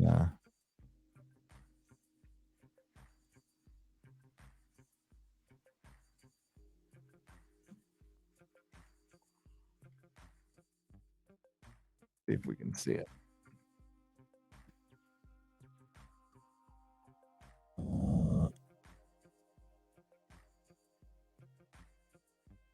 Okay, it's another other man, and he said, Ottawa police and GoFundMe suck off a spiky cactus. The defamation against the convoy organizers won't go unpunished. And of course, you meant metaphorically. Of course, metaphorically speaking. Perfectly acceptable tweet. I'm happy to read it for you, buddy. Sorry. Yeah, that's well, I said all men must die after Az said it, and Az was yeeted. With a lot of followers on Twitter too. Kind of like this.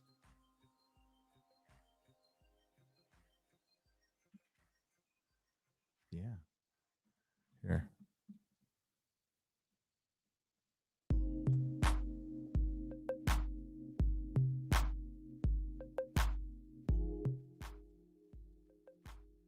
Okay. Where were we? Oh, here, I should probably get back to you. Let's get to you guys for a second. I'm going to go off camera for a minute. Let's go to the chat. Let's go to the chat here. Well, hello, you lovely. Why are so many of you up so late? It is 1:39 a.m. here in the oppressive state of Clownifornia, run by Chairman Newsom. What's up, Ray B, the Outcast Creative?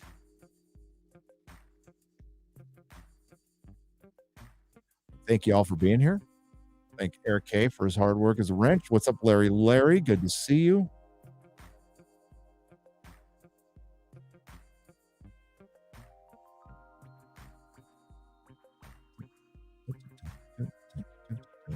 Okay. Robert Lewis, thank you. I appreciate the $10. And yeah, I'm happy to be getting out of here. I'm happy to get out of here, and I appreciate the $10. I really do. Seeing my friends succeed makes me profoundly happy. Consider FNT crowd my friends, and their success feels like my own. Cheers, says our rural juror for $9.99, and I really appreciate that. And I mean, it is our success. I mean, like we are the audience. That's what I think. I know that's what sets us apart is we are the audience. You know, like I am not classically chained. I am I'm a bloke with a microphone, and anybody can do this. And that opportunity is there for you. And it's a learning process, of course. I mean, I wasn't each day I try to get better. And no, I don't think anybody should feel bad. It's going to be that argument is always going to be around. Okay. It's just always going to be around. The one thing, the only unsolicited advice I'll give on that is worrying about what other people have is a loser mentality. It's something I learned through recovery. One of the first things my first sponsor told me was, find somebody that has a lot of time, that's successful, and latch onto that person. Get to know that person. Ask that person a lot of questions. Find something that has something you want as far as recovery is concerned. So you look for the guys or gals with, but you're supposed to be talking to guys. Like it's men and women are different.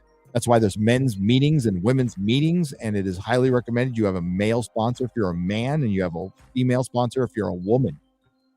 As far as LGBTQ plus community, I think it's the same. I think it's absolutely the same. There is some cross sponsoring. Wouldn't recommend it. It doesn't work. They usually, obviously the obvious thing is fraternization, and it can be different between with the LGBTQ plus community, but men and women are still different in that way. But I'm not in the alphabet, so people can do what they like. But what I learned was find somebody who has something what you want and emulate them. Be inspired by them. You think I was going to sit in there with 30 days clean and sober and watch some guy with 10 years and be jealous of him? That guy's got stuff. He's got nice things because he worked hard.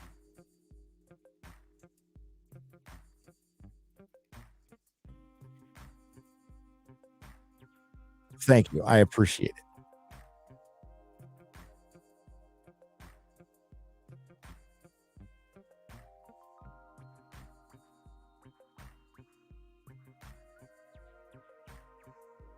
There's guys and gals out there making millions of dollars, making pretend.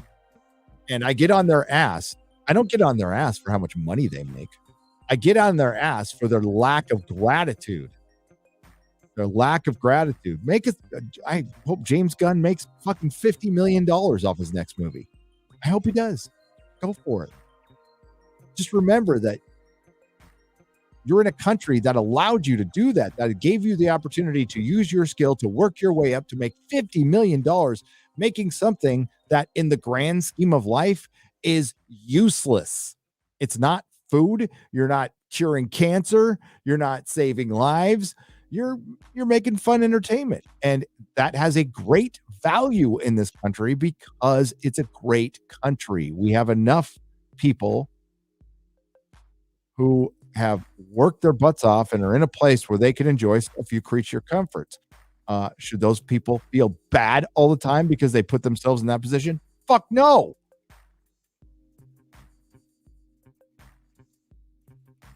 Now, you shouldn't flaunt it. Absolutely don't flaunt it. I wouldn't personally. That's why I don't flex. Stuff is cringe. I'm proud that I hit 400,000 subs. It's not a flex. It's like me thanking people, being very, very grateful for it. But I would never be that asshole who goes, who the fuck are you? I've got 39,000 followers on Twitter and this many fucking subs and you're irrelevant. Like, fuck that. That's a loser mentality too.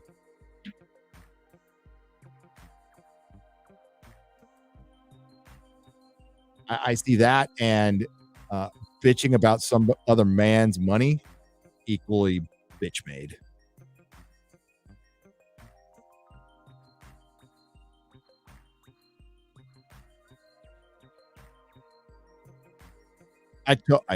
Yeah. Every time I get a little full of myself, it's very easy to just bring that down. Well, for one, just one conversation with my wife, and she'll remind me complete dumb shit. So, Yeah, I try really hard to stay grounded. What? And you want to know why? You want to know why? Because when I had the comic shop, that shit went to my head. It went to my fucking head. It did.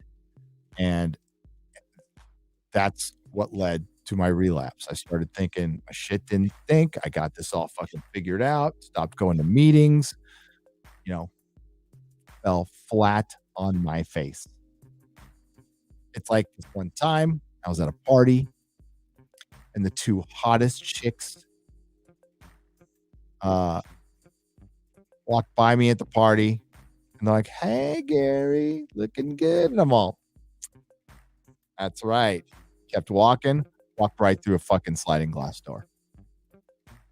Story of my fucking life. Story of my life. And that's what it was when I got to the comic store. I won Best of the Bay. Shit was rolling. I tried a few ideas that were new for comic stores and they worked. I tried to think out of the box and all of a sudden I thought I was a fucking genius. You know what I was? A fucking idiot. Total fucking idiot. Such an idiot that I almost screwed up my family life. I fucked up my business. And like, don't even get me started on all the collectibles, like one of a kind collectibles that I had gathered up that I fucking sold and snorted. But fuck all that shit. Like I almost lost my relationship was hanging by a thread. My life was hanging by a thread. Cause if I go out again, I'll be dead. I'll be dead. I'm a special kind of addict. I really love dope. I love to get high and I love speed. And I'm not young. I'll be like one of those rock stars who thinks he can do that one line of coke when he's 60 and I'll just fucking drop dead. And I don't want to drop dead. I like life. Life provides opportunities. I love challenges. I love opportunities. And it's through those massive failures, living on the street, fucking up a good business, been through a divorce, all kinds of stuff, that it makes the successes that much sweeter because there's always a redemption arc. There's always that time. So even Beef Panda, I don't know where you are in life, but like depending, you're not. Age is not a restriction. Doesn't matter how old you are. I turned my life around in my 40s. So it can be done. My late 40s, my mid to late 40s. Richard Lewis.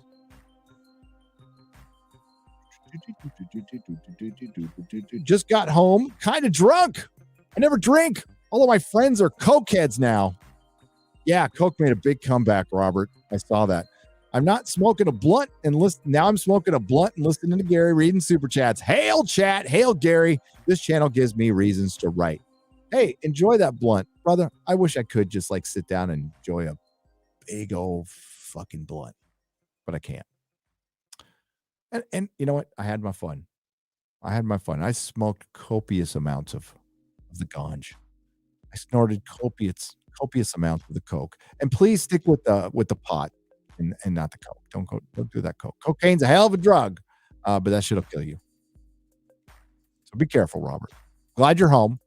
Have fun, relax. Maybe after this, throw on a little Pink Floyd Animals. You really enjoy it. Love you, man. It's kind of nice. I like this. I don't think I'll do it all the time. Definitely on the evening streams. What's up, West Moody? There's a good guy right there.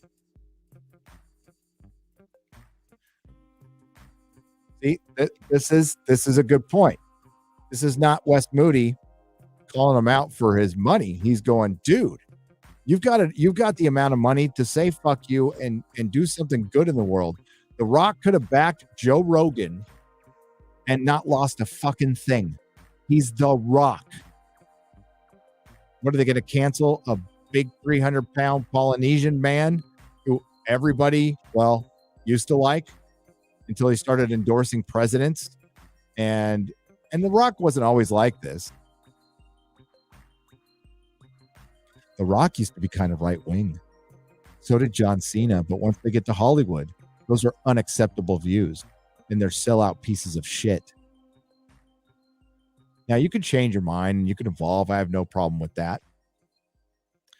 But what they're doing is selling out the other side and pushing that whole thing like Republicans don't like gay people. Like that. That's bullshit. It's just absolute bullshit.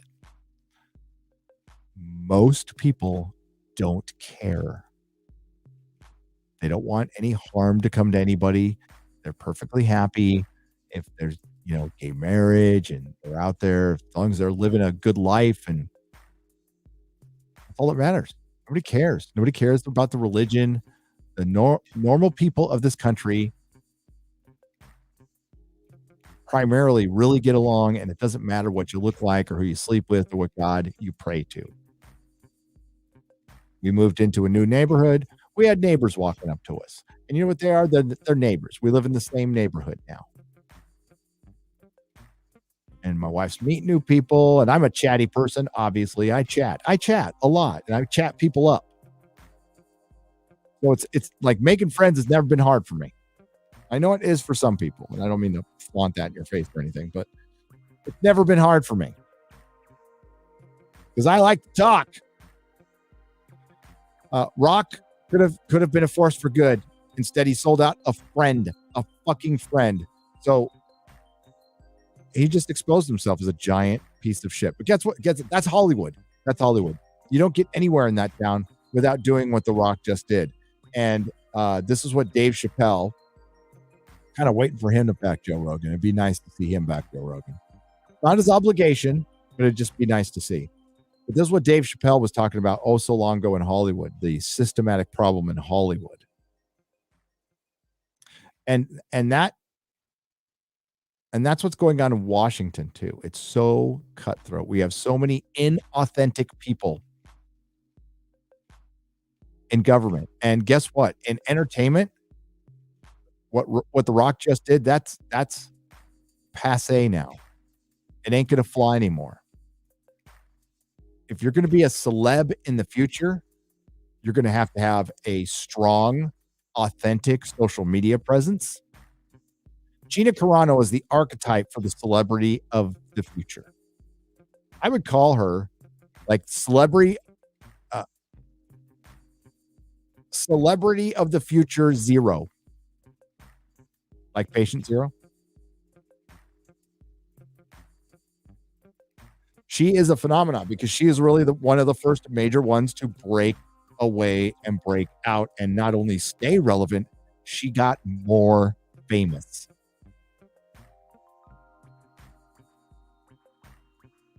Gina comes from a wealthy family.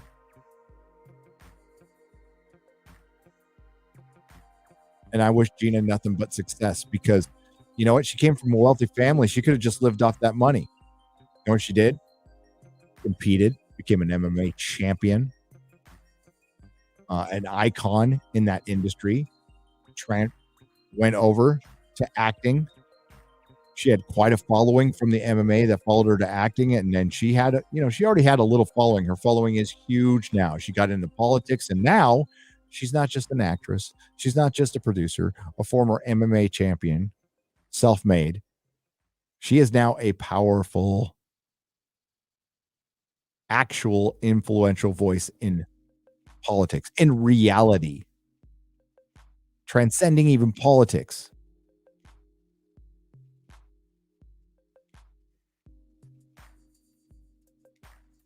And she's very popular around these parts, and we're supposed to be the ones that hate women. No, we hate bad writing, and we know pandering when we see it, and we see critical theory being pushed in every fucking thing we see. Wes Moody's one of the people who points that out. Go check him out. Thanks, buddy. Thanks for being here.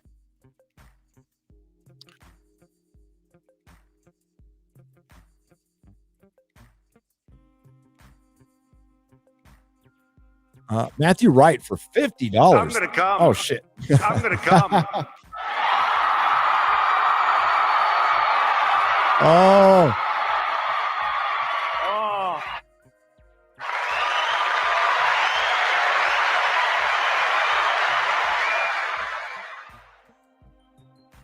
Matthew Wright for $50 says, by the way, Texas and Florida's AGs just announced an investigation and threats of lawsuits against GoFundMe, and GoFundMe immediately backed down and will give full refunds. See if that happens. Yeah, I still think there should be an investigation. And I think everybody should get to know.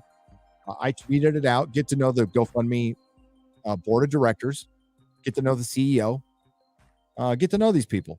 You want to start getting involved in our fucking politics? Then let's get to know you. I want to know your face. I want to know what you're about, because now you're playing in a political arena and you are affecting our lives, our freedom. You decided to cancel freedom. GoFundMe, go fuck yourselves. GoFundMe, go fuck yourselves. Go out of business. Burn. It's one thing to take an actor's side or take the side of some woke bullshit in a movie, and it's another thing to directly affect our freedom, the freedom that you get to enjoy, because a lot of people fucking died so you could become a CEO of a $1 billion corporation, you ungrateful piece of shit. All of you, every single person on the board, hang your heads in shame. But you won't, you vapid fucking Silicon Valley fuck. By the way, season 1 of Silicon Valley on HBO, genius television. The Outcast creator for 5 British pounds, real money. Thank you very much, Gary. Love your channel. We're doing an episode on the top 5 graphic novels. Would love to have you as a guest co-host for that. Message us via Facebook if you're up for it. Tell you what, I'm totally up for it if you can wait until after the move. And we could do something in the future. I can't commit to anything right now because I already flaked on a couple things that I've like really truly feel terrible for, and I know it makes me look terrible as a person. It's just something I don't do on purpose, by the way.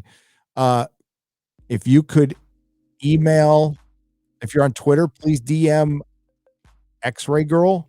You can also DM me or email me at gary@nerdrotic.com, or contact Quarterblack Garrett and let me know the date, and I'll see if we can work it out. I love guesting on channel. It's fun. Thanks for the invite. I appreciate it.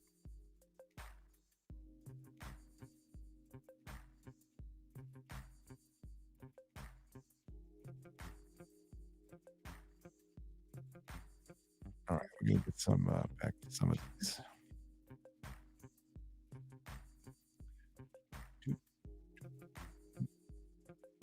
A little while longer.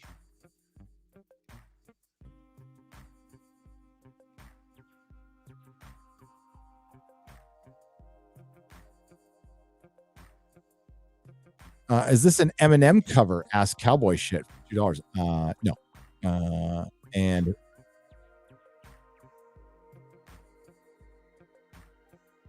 it's stupid of Jeremy to label people with common sense as the right and to say we don't care about pop culture is wrong. We are hypocrites. Stop it. Beef Panda for $5. Well, we're all hypocritical once in a while. Jeremy doesn't label people with common sense as the right. It seems that the very far progressive left has gone insane. So now all of us are white supremacists who practice common sense. Common sense. There is some circles that call that a alt-right dog whistle. Joseph Fazio for $1.99. To crime. To our constant detractors who claim that we are over exaggerating how much woke there is in Hollywood. I can't get to the amount of woke there is in Hollywood. As a matter of fact, there's something I thought about today that I might do if I have time.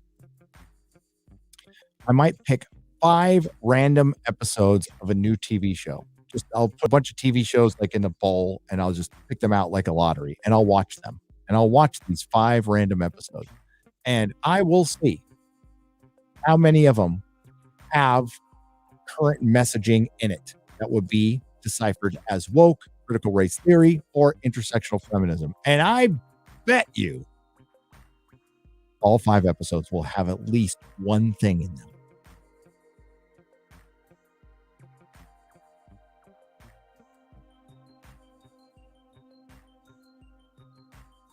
Now, I don't watch every television show.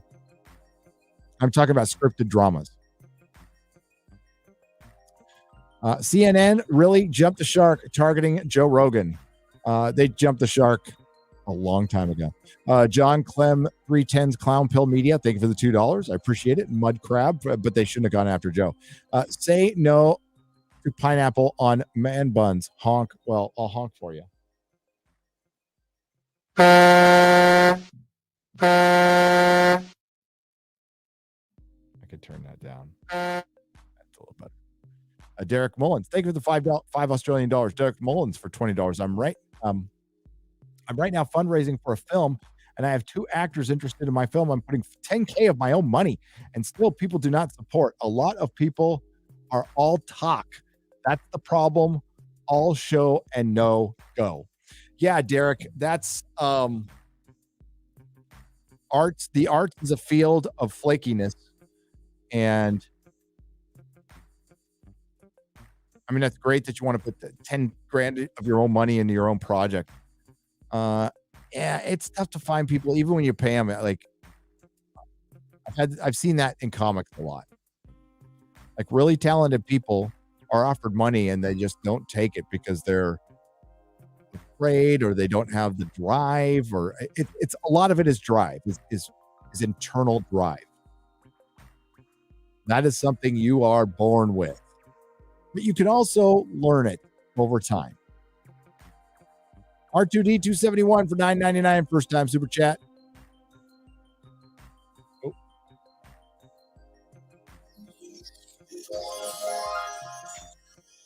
My wife and I love watching every Friday night, but she can't stand Ryan's beady eyes that blink more than obnoxiously more than normal. Ryan doesn't have... Ryan's got beady eyes. Wow. The things people super chat. Thank you. I appreciate it.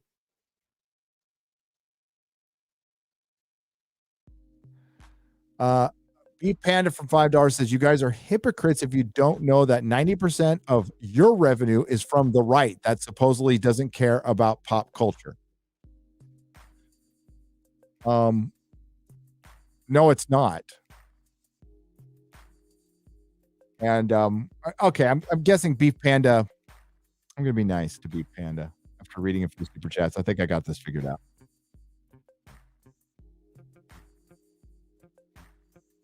I think I know what's going on here. So,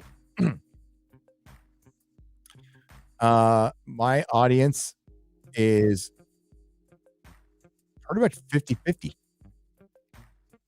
And when I say, and I'll say it again, I'll get on camera to say this again. When I say the right abandoned pop culture, I don't mean the people. I mean the voices on the right, politicians, the pundits, the media. They abandoned pop culture. They did. And the people on the right now, so the left was able to culturally take over. The right, I love this because I hear this from the left too. The left goes, well, both sides go, they don't play by the rules. They don't play by the rules. They're dirty. I would say it's much more the left in Hollywood at this case, because there is no vocal right in Hollywood. It has been utterly silent. It's an echo chamber. So much so, the 300-something pound Rock had to bend a knee to some limp-wristed, noodle-armed author because the right abandoned pop culture. They didn't take it seriously. They didn't take gaming seriously. Not everybody. So when channels like mine came out, which simply said one thing, the right's welcome here. More than welcome here. Trump supporters are more than welcome here. Glad to have you. Glad to have everybody who's here. I don't want right-wing politics in my media. And I'm talking about personal politics. I would like to see balance. If you're going to bring something up, approach it neutral.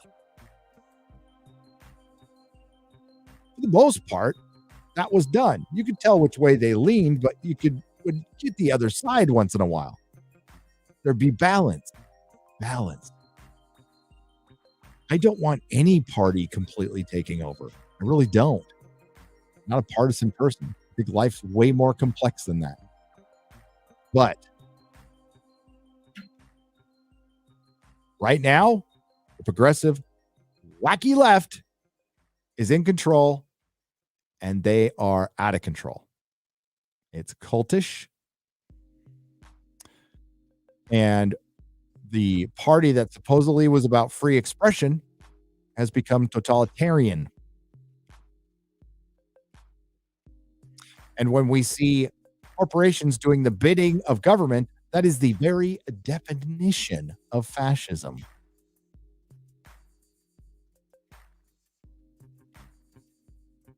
So that's what Jeremy's talking about. That's what I'm talking about. And it's okay to call out the right. It's okay to call people out. It is. You abandoned an institution and it did harm. So don't do it anymore. That's all. I'm saying they're important. I'm saying they were needed. It's not unlike the right-wing politicians who fucking give us a bunch of lip service about doing something about big tech.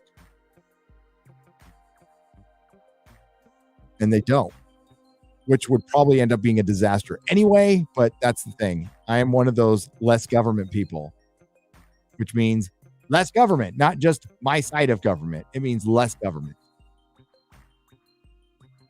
But we have monopoly laws that we're not enforcing that I think would solve a lot of these problems. I think it's very similar to the argument of what Eric says about defunding the police. Police are the police. They're going to do the bidding of their masters. They're neither good nor evil. There's good and evil people within them. But if we had the right to protect ourselves, we wouldn't need the police so much. If we just, I don't know, use some of the laws on and enforce some of the laws on the books already, we wouldn't need to create any more. A lot of people thought about this shit.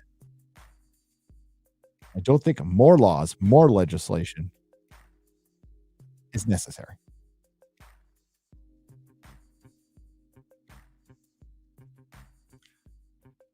Free Chauvin for $5. I miss QB on Louder with Crowder, but Friday Night Tights is the shit. Yeah. I hope I would love to talk to Steven Crowder someday. And I really appreciate that he was allowed to shout me out on the channel. That was amazing. So I am a Mug Club member, and I am very proud to have QBG on my team. And it's already like paying off. It's great. So he's a fantastic dude. He's a nice guy. And we're going to do some fun things over here. And that's thanks to you guys. Like, you've given me the ability to, you've provided me with the opportunity to work hard to achieve some goals. And it's awesome. Redwood Jones for $20. You are wrong about the right unless you're talking about boomers and Generation Y. I'm super conservative independent who watched this shortly after starting watching Crowder 5 years ago. I'm 33. I'm a 33-year-old millennial that hates current culture.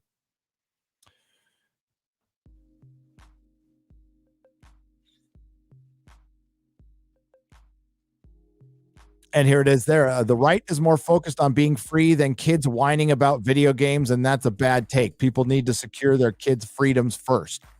You know what kids are playing? Beef Panda? Video games. Video games. The kids were free. We were free. They used the freedoms against us by infiltrating video games and comic books and movies. And that's how they get to the kids. You want to ensure your kids' freedoms?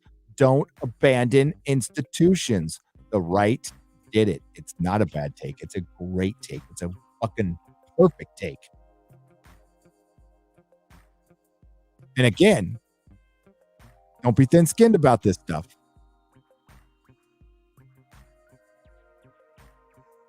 We have people, like not everybody likes him, but Ben Shapiro will talk about pop culture once in a while. But they're not, Tim Pool's starting to wake up to this. I don't know if it's probably because he talked to Christian and Toto and me. That's why they brought me on, because they're starting to get curious about this stuff. That's why Alex Jones came on our channel, because he knows his pop culture too. But basically, they have been a bunch of normies about this stuff. And what they need to do is get into it and understand it, or find somebody. What they don't need is Paul Joseph Watson. A lot of people like Paul Joseph Watson. He clowns people who read comic books and play video games. That shit doesn't help. He has every right to his opinion. Every right to his opinion. But that shit doesn't help. What you end up doing is turning off a lot of potential allies. So, I will repeat again, calling them out is saying they're necessary. So I'm not saying fuck them. I'm saying, where were ya? Sometimes you just got to come out and say it succinctly. Nuance. Tough thing. The Vertigo of Bliss for 78 for 5 British pounds. Hi, Gary. You have a beautiful soul, as you are nonce. Love you, really. Just won't let you babysit. You could as can babysit kids. I'd let him babysit my kids.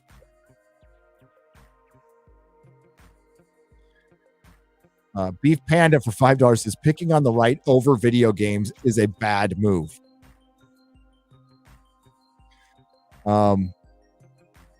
Yeah, Beef Panda doesn't understand what we're saying.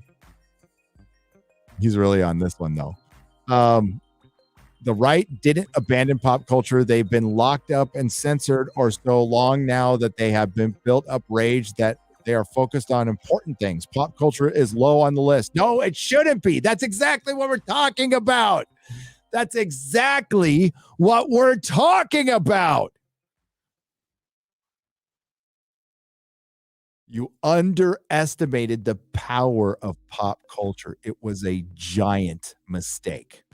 So correct it. That's all. Thanks for bringing it. Thanks for proving my point. What's up, my panel? Missed you, Az, Gary, and Nick. Best to Yaz. Flagga boom. Oh, we missed you too, brother. I'm glad you're feeling better. I saw you moving. I saw you were moving. I'm moving too. I saw your new place. I hope it gets set up cool. Love Dan Fraga. Dan Fraga is awesome. One of those people who practices common sense and works in pop culture. The Common Nerd for $4.99. Odyssey sucks for a new creator. You run out of coins quick and can't upload anymore. Rumble all the way. Yeah, Rumble reached out to me, and I need to get back to him. Cowboy shit for $2. Politics is downstream from culture. Yep. Saw comments that GoFundMe wasn't issuing or going to call your card provider. Yeah, Eric. Now they're going to offer a thank you for the $9.99. That's Eric I, not Aaron K. They are now going to offer refunds. Charles LePage for $5. Can we send Aviva Frey money so that he can hand it out to the Ottawa truckers? What do you think, Ricada? I mean, if we need to. There's already another Give Send Go has raised $1 million. I want to echo what the quartering said today, though. We need to be really fucking careful. We need to like look into it, because there is ways of just putting up your own website and fund yourself. You know, when it gets in a couple $1 million, though, banks do get involved. They do. El Puerto Rican Sasquatch for $2 says hot dog. Hail Friday Night Tights.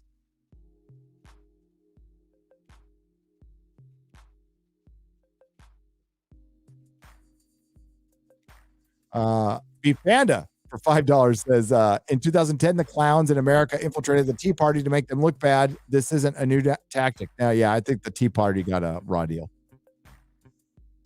I do believe they got a raw deal. Fabian Farkarzen says, hi Gary, it's my birthday on Tuesday. Can I get a clown horn, please? Fabian, happy birthday. I appreciate you. Flubber 11 USA for $5 says, if Guinan returns in Picard season 2, the character will have gained more weight in 25 years than in 5 centuries. Oh, good point. The Israeli bike stands unbreaded with Gina. Take my shekels. Deleted my last super chat accidentally. Oh, Adam Warlock unbreaded for 60 Israeli shekels. Adam Warlock, one of my favorite superheroes. And this is for you.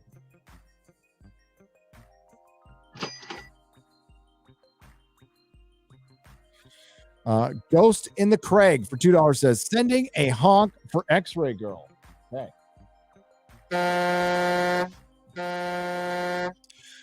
And right on cue, here's Ryan's weekly reminder that that Doomcock lives rent-free in his head, says Lord Fenrir for $5. I don't think it's just Doomcock. There's a lot of people saying are you talking specifically Lord Fenrir? You're probably talking specifically about Dave Filoni and Jon Favreau. No, he's not the only one saying that stuff. There's a lot of people saying that stuff. A lot.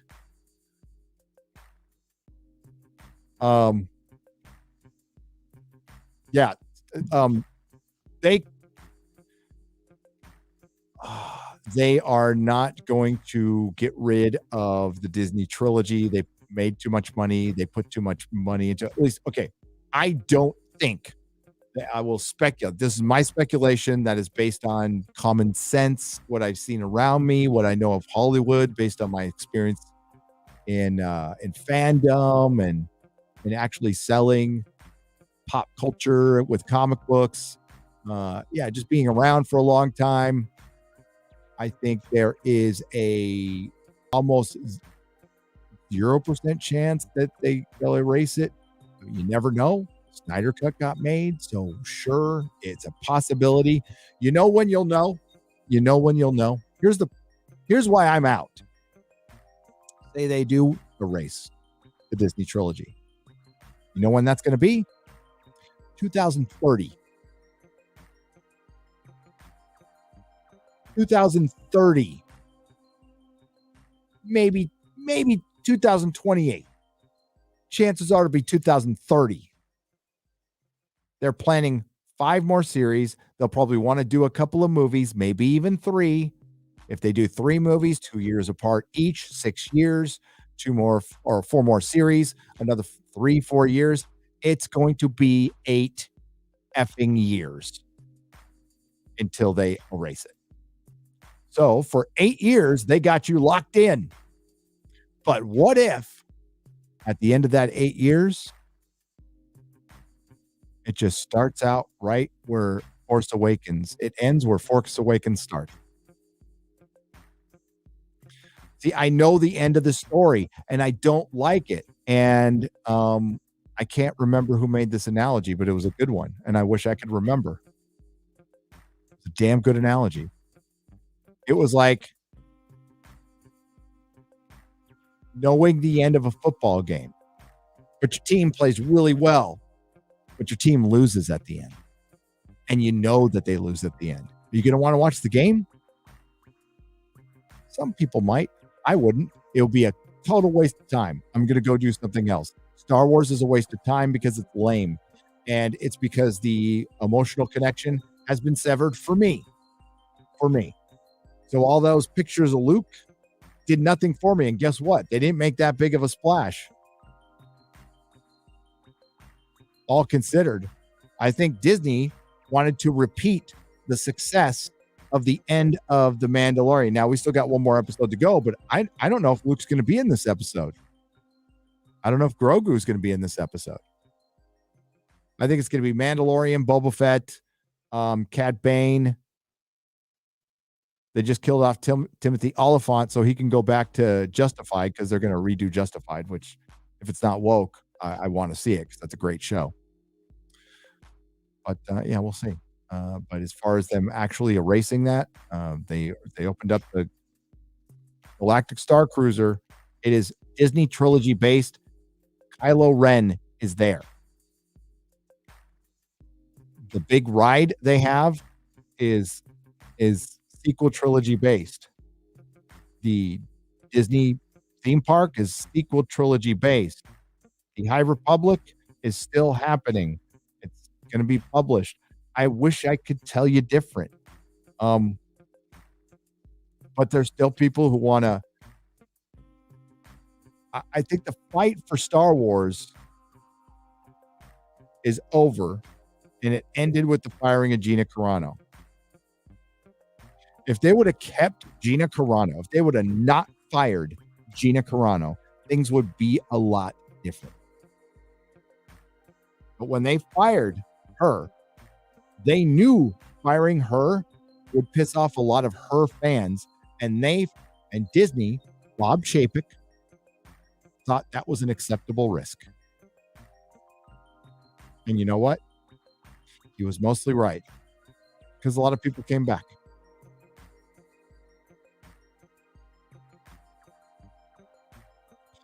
So I would say there's going to be a lot of people who criticize people who go back to Star Wars. That's not something I do.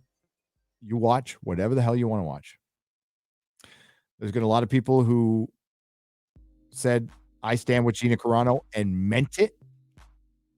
So I think the people watching Star Wars need to just kind of like not worry what those people are going to say or do, and try to not sound like the critics from The Last Jedi day. Okay? Because those of us who said we stand with Gina Carano, we meant it. It's a principle thing with us. Because I'm starting to hear like, oh, they're just haters. They just want to hate Star Wars. No, I just don't give a fuck about it anymore. I don't want to hate it. And I don't. It bores me. It bores me to death. But if you like it, good. By all means. You will not hear me calling you out for liking it. Fan purity is something SJWs do.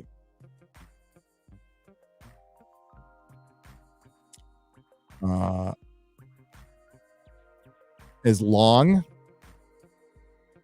and I'm talking about just liking something, as long as you're not there to infiltrate. When it comes to infiltrate, I used to not before this, but I'm very much for it now. Gatekeep any fucking activist, poser, activist. There's plenty of them out there. Shit, the Lucas film story group is filled with them. And those are not people I want to support. So I'm not going to give them my money. It's the same with Marvel Comics. The activists that have taken over that has been terrible for our fun little hobby that we used to enjoy. Comics have always been political. They've always been moral. You see, the other side thinks fighting against bullies is a left-wing, right-wing position. And they think the right-wingers are bullies and the left-wingers are the heroes. That's how they see themselves in their little play. So they see that as a political position. When we're saying, we really hate it when you take the character that we grew up with and turn them black, gay, Asian, whatever, so you can get a headline and pander instead of doing the real thing, showing that you were really about some progress and creating a new character. And that way your new character, that can be whatever you want it to be, I don't care, interacts with the established one. And as long as you don't spend time deconstructing the established one with the new one, we're going to be cool. Because that's the way it's always been. Nobody had a problem with Monica Rambeau, Captain Marvel, when she came out when I was a kid.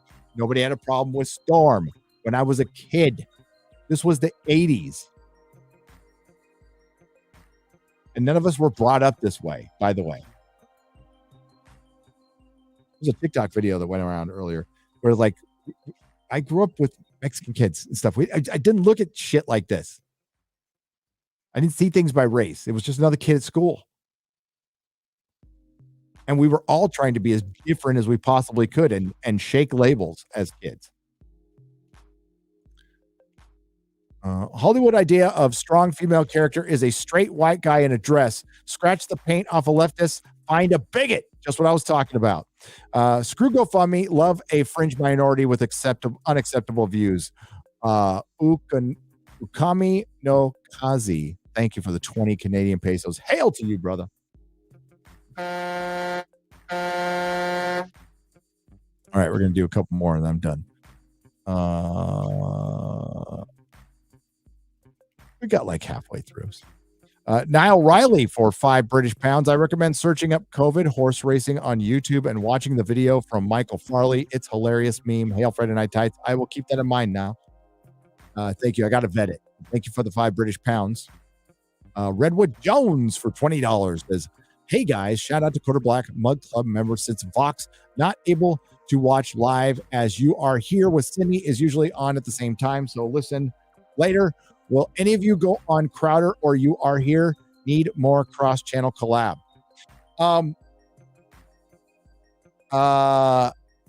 We're gonna try to have Sydney on the show. Jeremy and Ryan are going on You Are Here in a couple weeks, as far as I know. I've had to turn down any requests because I'm moving.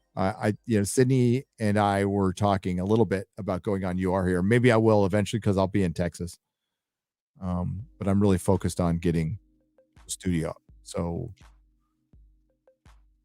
other than Christian Toto, if he's still talking to me, and the directors tomorrow, that's it for a little while.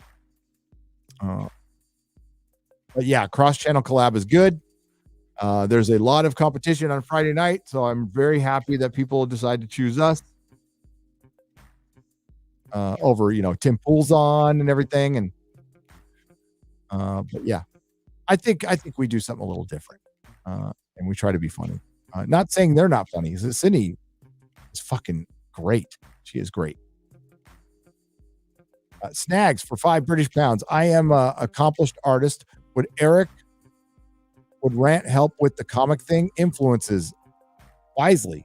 McFarlane. I have 4 novels published. I love Friday Night Tight. Yeah. Oh, would he want help with anything? Snags. I would certainly ask him. Eric is absolutely approachable. He's a really nice guy. Just I'll throw him a DM or email him through his website. And I would say maybe show him some of your work. And talk to him. Eric July is the real deal, ladies and gentlemen. Renaissance man, good man. The last time Canada has been this violent, they were burning the White House, says Fat Cat 112C for $5. Good point. Fred Soccer for $5. Trucker Convoy 2020. The Honkening. Savage Talk for $5. G4 TV at G4 TV. 21 hours. We continue to grow. Twitter. Yeah, very funny. They had 5,000 viewers on Friday, but the chat wasn't moving again.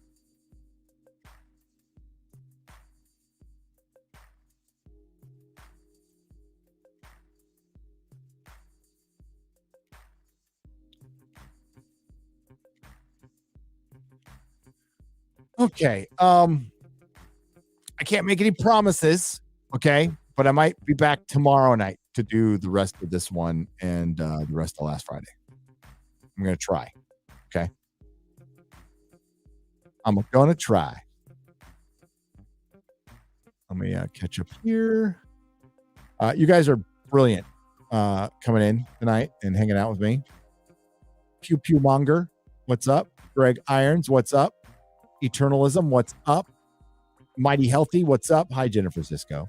Trans Conservative Waifu, what's up? Lee Monger Bear, Peter Rossi, Ham Dinger. Or is that Humdinger? Hamdinger? The movie guy. Oh my God. I just said ham and my stomach growled. I missed dinner tonight. I think I'm hungry. I am going to have, you know what we're going to have? Leftover pineapple pizza. Oh, it's so good. I ate it right in front of Jeremy and Ryan. We had a meeting last night after Friday Night Nights to talk about Orlando. That's right, Orlando. We're looking at mid-October as a possibility. I think that's all I'll say for now. But it's not going to be unlike Vegas, like what we did in Vegas, if you're familiar with that meetup. Some little changes here and there logistically. But we're gonna do a meetup in Orlando. It's gonna be a huge meetup. It's gonna be Friday Night Tights, Geeks and Gamers, Nerdrotic. We're gonna try to get as many people out there as we can, and I'd love to get people like Critical Drinker, Mahler,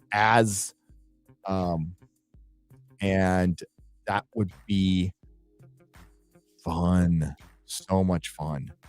And then like go to Universal Studios for a day, hang out in Hogwarts. As far as Disney World, I don't know, man. I'd have to get in for free. I wouldn't pay. I refuse to pay. I wouldn't even go to Disneyland. I love Disneyland. I fucking love Disneyland. It's the only thing I've ever loved from Disney. That's not true. I liked Tron. But I love Disneyland. My dad. God, I first time I went to Disneyland, I was a baby. I was I think I was 2. So it was 1972. And I went to Disneyland, like my dad would take me every year. So I went every year for 18 years in a row, and then maybe skipped one.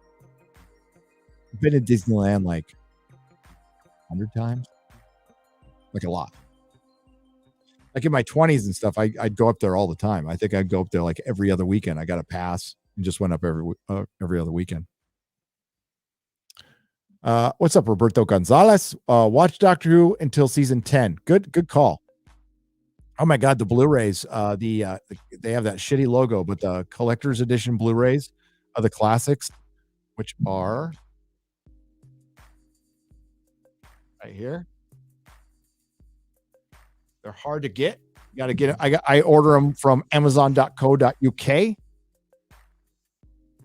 because they go on the secondary market for like $200 or $300, and they get these little extra booklets. They're fucking nice. God, they're great. What's up, Pork Lamp? Hale, what's up, man? Sorry, didn't mean to step on your live stream. I had to get my square up done. Dude, that was an amazing live stream you had, brother. I don't know how it ended. I don't know if you still have the link or if you're going to archive it, or maybe you could just tell me. Or I'll hit you up. I had to stop watching, dude. That got sad, man.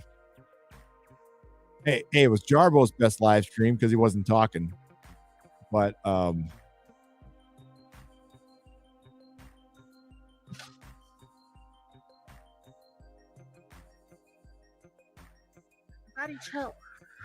Daddy, chill.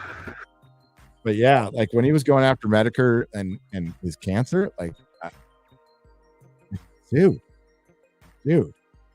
But like, I would say horrible shit when I was fucking loaded too. So I can't judge that harshly, but well facilitated, well done. The guntoning. I do think corn cobs have replaced boulders. I do believe corn cobs have replaced boulders in internet lore. It has come full circle. The corn cob has met the boulder. Or maybe it's just all unbreaded. I'm not really sure. Hail Yellow Flash. If you're not subscribed to Yellow Flash, subscribe to Yellow Flash. Both of his channels. Yellow Flash 2, Yellow Flash 1. What's up, Ghost in the Crag? Hail! You guys are great. Here we go. Sean, awesome. 77 for $5. That Enrique Proud Boys guy explained on Tim Pool Friday how doing a chargeback on your card would hurt GoFundMe more. Oh, that's brilliant. Is that your real Mohawk dude? Props, Sean. That is props. That is a good one, man. That reminds me of my old one right there. Look at that.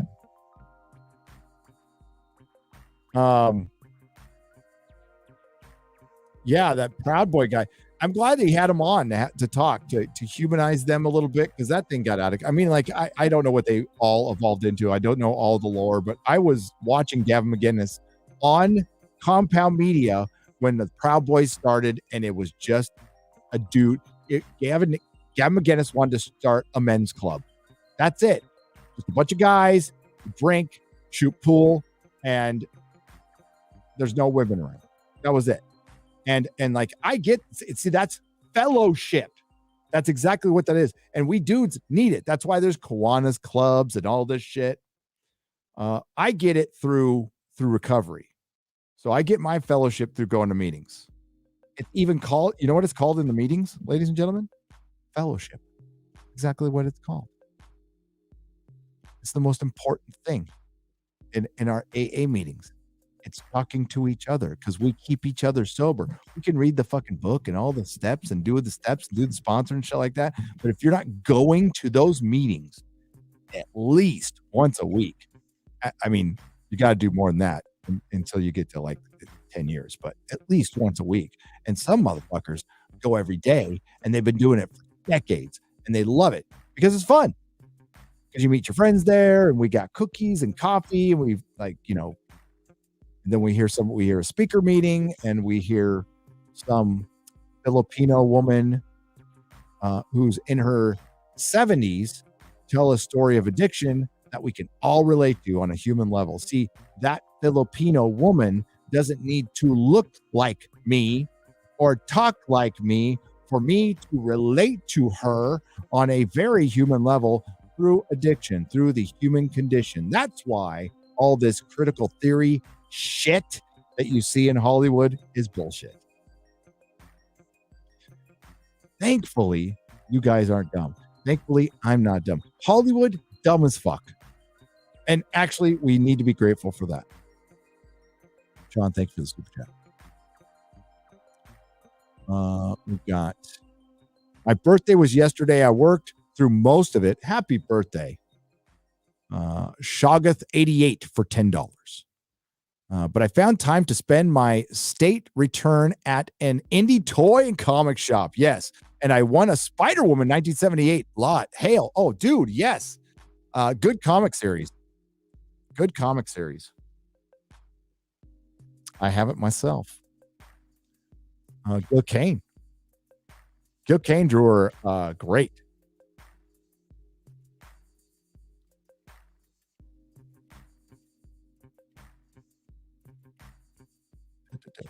I love Gil Kane. His Dracula run, it's right there. I'm looking at it right now. That's the box. I got a full run of Dracula, staring right at it. Holy shit, is that good?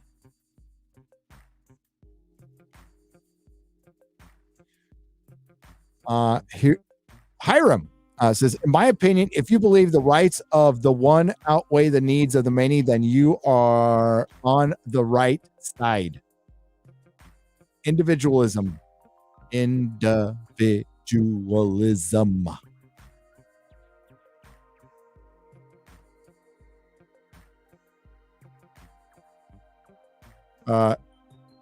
He's gotten a lot done, T-Mac. But yeah, I know you just gave him a hard time. Thanks, buddy. And thanks, Hiram. Thank you for the super chat. I appreciate it.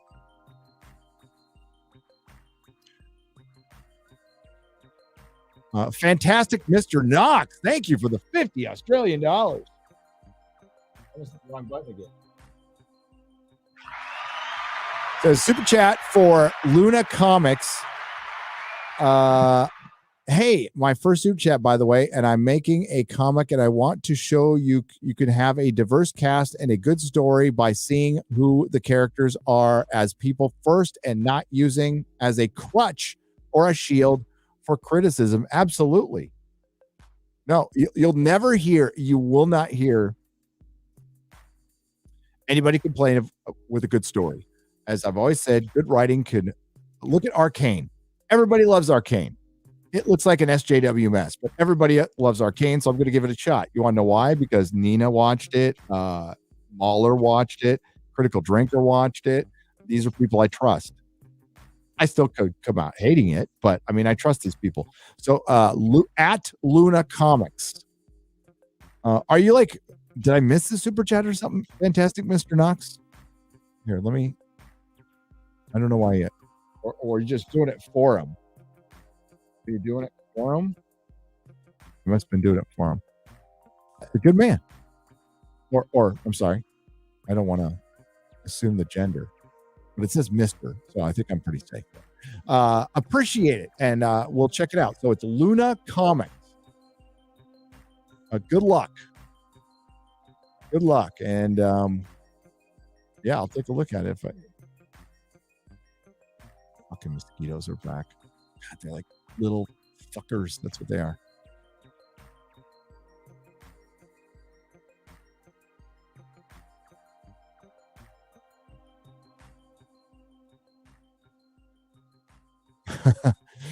Thanks. Hiram for $5. Hi, Gary. Super chatting because you don't ask for them. I have a feeling that the Metroplex is going to become a conservative enclave in Texas. I mean, I'd be okay with that because at least with conservatives now,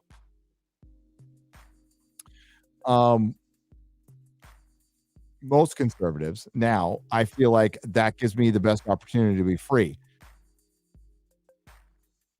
Now, there was some stuff going out about mouse getting banned, right? And that's kind of an example of conservatism gone bad, but it turns out it wasn't banned. Turns out that's not the case. It was just taken off the curriculum or reading list. You can read it. You're allowed to read it. It was just taken out of the curriculum. At least that's what I heard. So I heard that whole banning thing was a little overblown. No, we shouldn't be banning books other than that creepy grooming shit that's going through our kids. You can ban that shit all day long. All right. That's where my free speech and free expression ends. And you know what we do? We decide to get rid of it. We decide to get rid of it. We don't let a government decide for us or implement a policy. We as adults go, no, this is wrong. This is a line that we don't cross. So we get rid of it.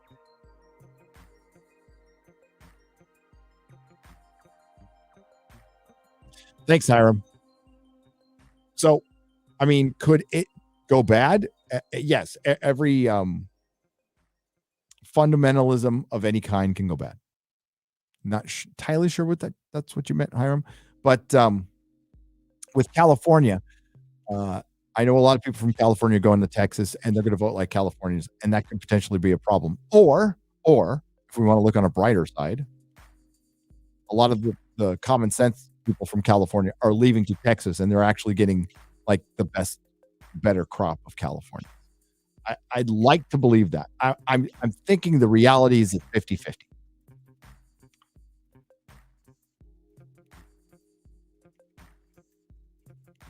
Raging Rhino. Hi, Gary.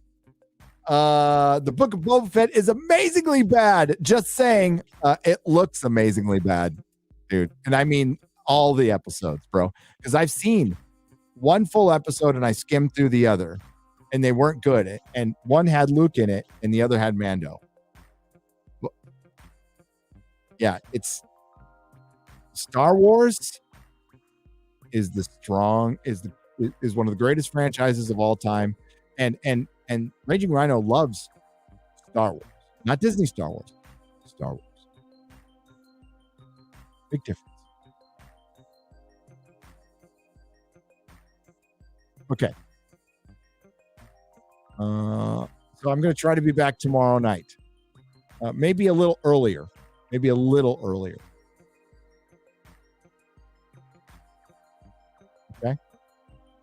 So we can get these last 100 done because we got 100 to go. I did like 100 something. So Zero Discussions, what's up? How's it going? Hail. Thanks for coming in late. Pew Pew Wars. How did they get Star Wars so wrong though? NWA police cope. They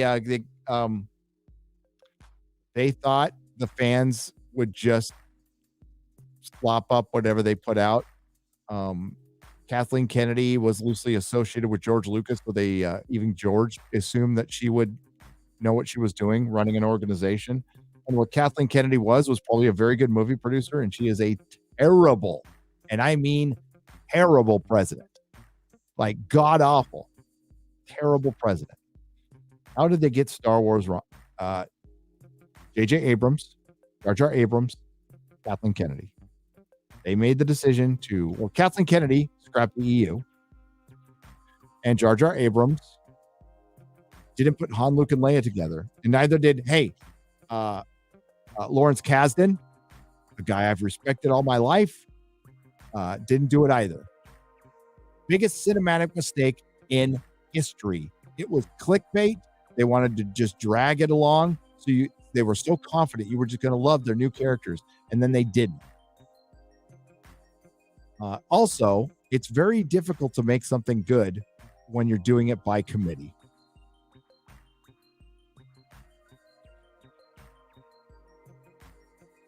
No quality checks. It was about getting it out as fast as possible.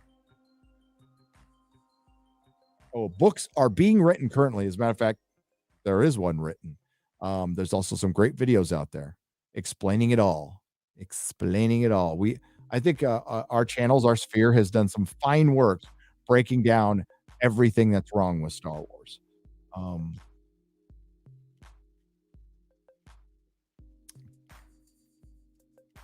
Wanting to love something is okay. And it's also okay to let it go. But yeah, I mean, it does nothing for me. I collect toys. I love toys. Do you see any Star Wars toys in here? There's one. There's a couple. They're both Gina. And then I have some vintage curtains that go way back. What you do see is Indiana Jones stuff, right? Oops, right there.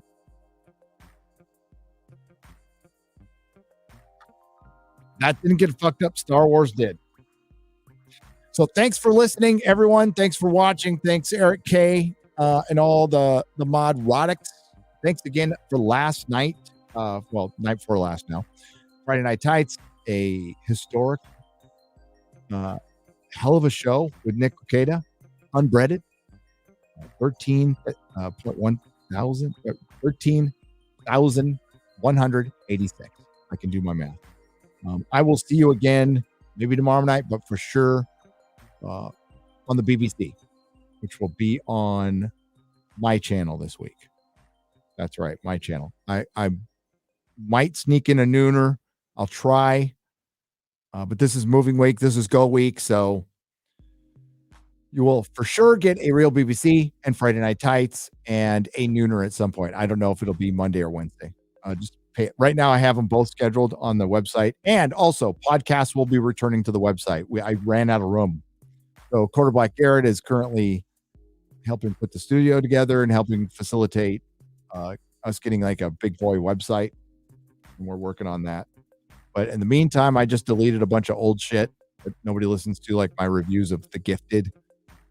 Remember that show, The Gifted? Yeah, I reviewed both seasons. So I just cleared all that out and some other shit from the co-hosts who aren't part of it anymore, so I can fit about a month's worth of material on there. So that's going to go up tomorrow. Member stream tomorrow. gonna push it out because it's almost 3 a.m, so it'll probably be at like 11 or so. So join me if you're a member at 11 a.m. ish tomorrow. And thanks again. Thanks for all the super chats. Thanks for all the donations. We appreciate you. We don't take you for granted. All are welcome here, unlike D4. And I don't care what you look like. I don't care who you pray to. I don't care who you have sex with. I really don't ever want to hear it, to be honest with you. Yeah.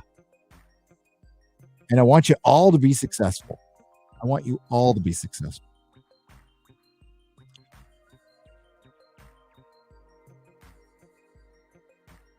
So we'll end it with some credits. There we go. Ciao.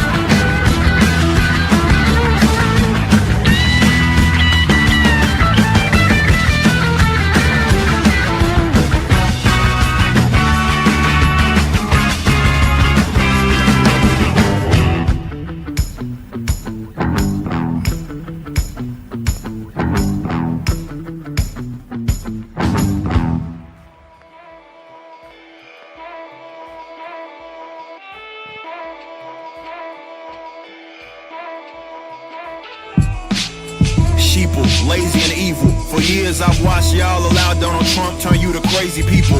Where's that freedom eagle when you must need them? You bugging like beetles and lining up gleeful sticking needles in. 2020 was the year that y'all were losing it. Watching smart people I respect turn into lunatics. The rational became irrational. The avenue we travel through will have a few kickbacks will hassle you. Y'all fools so short-sighted, of course you write it. Shut it down, print money, you should be indicted. What you are doing is criminal. And been a fool, the end of you is gonna be the end of you, and your institute is crooked. Fools claiming I hate the police. Too stupid to understand that they are what they eat. Control freaks that'll use their own homies to seek power and then put them on the wall in a week. This industry is full of followers that holler when it's time to make a dollar, and positions that they wallow in are shallow, and they don't understand half the crap that they are swallowing, regurgitating all of it and acting like a scholar. Wait, this about all the contradiction that I can take. I'd rather you get it now, but truth is you kinda late. Your silliness is limitless and it would benefit your tendencies if you could just focus a little bit in the roller coaster of emotion that you're going through. Control the pool, I notice you letting it rolling over you. Logic ain't in the conversation, ain't in the realm or reality. Basic as an Applebee's, y'all chattel, see that poly pundit, that'll be the sheepdog. You know your teeth soft because you weak sauce. Teach y'all the basics of each fault. I be raw, rough around the edges like a tree saw. Got a lot of options, cause the optics always popping, and I'm dropping what I'm gonna do, adopting what I wanna do. Liberation, so every fake kid in 8 men that's pacing, cause I don't have to abide by the ways I'm just saying. Do not come. I'm feeling like $1 million Bitcoin. A lot of Do not come. I'm gonna come. Dame, dame.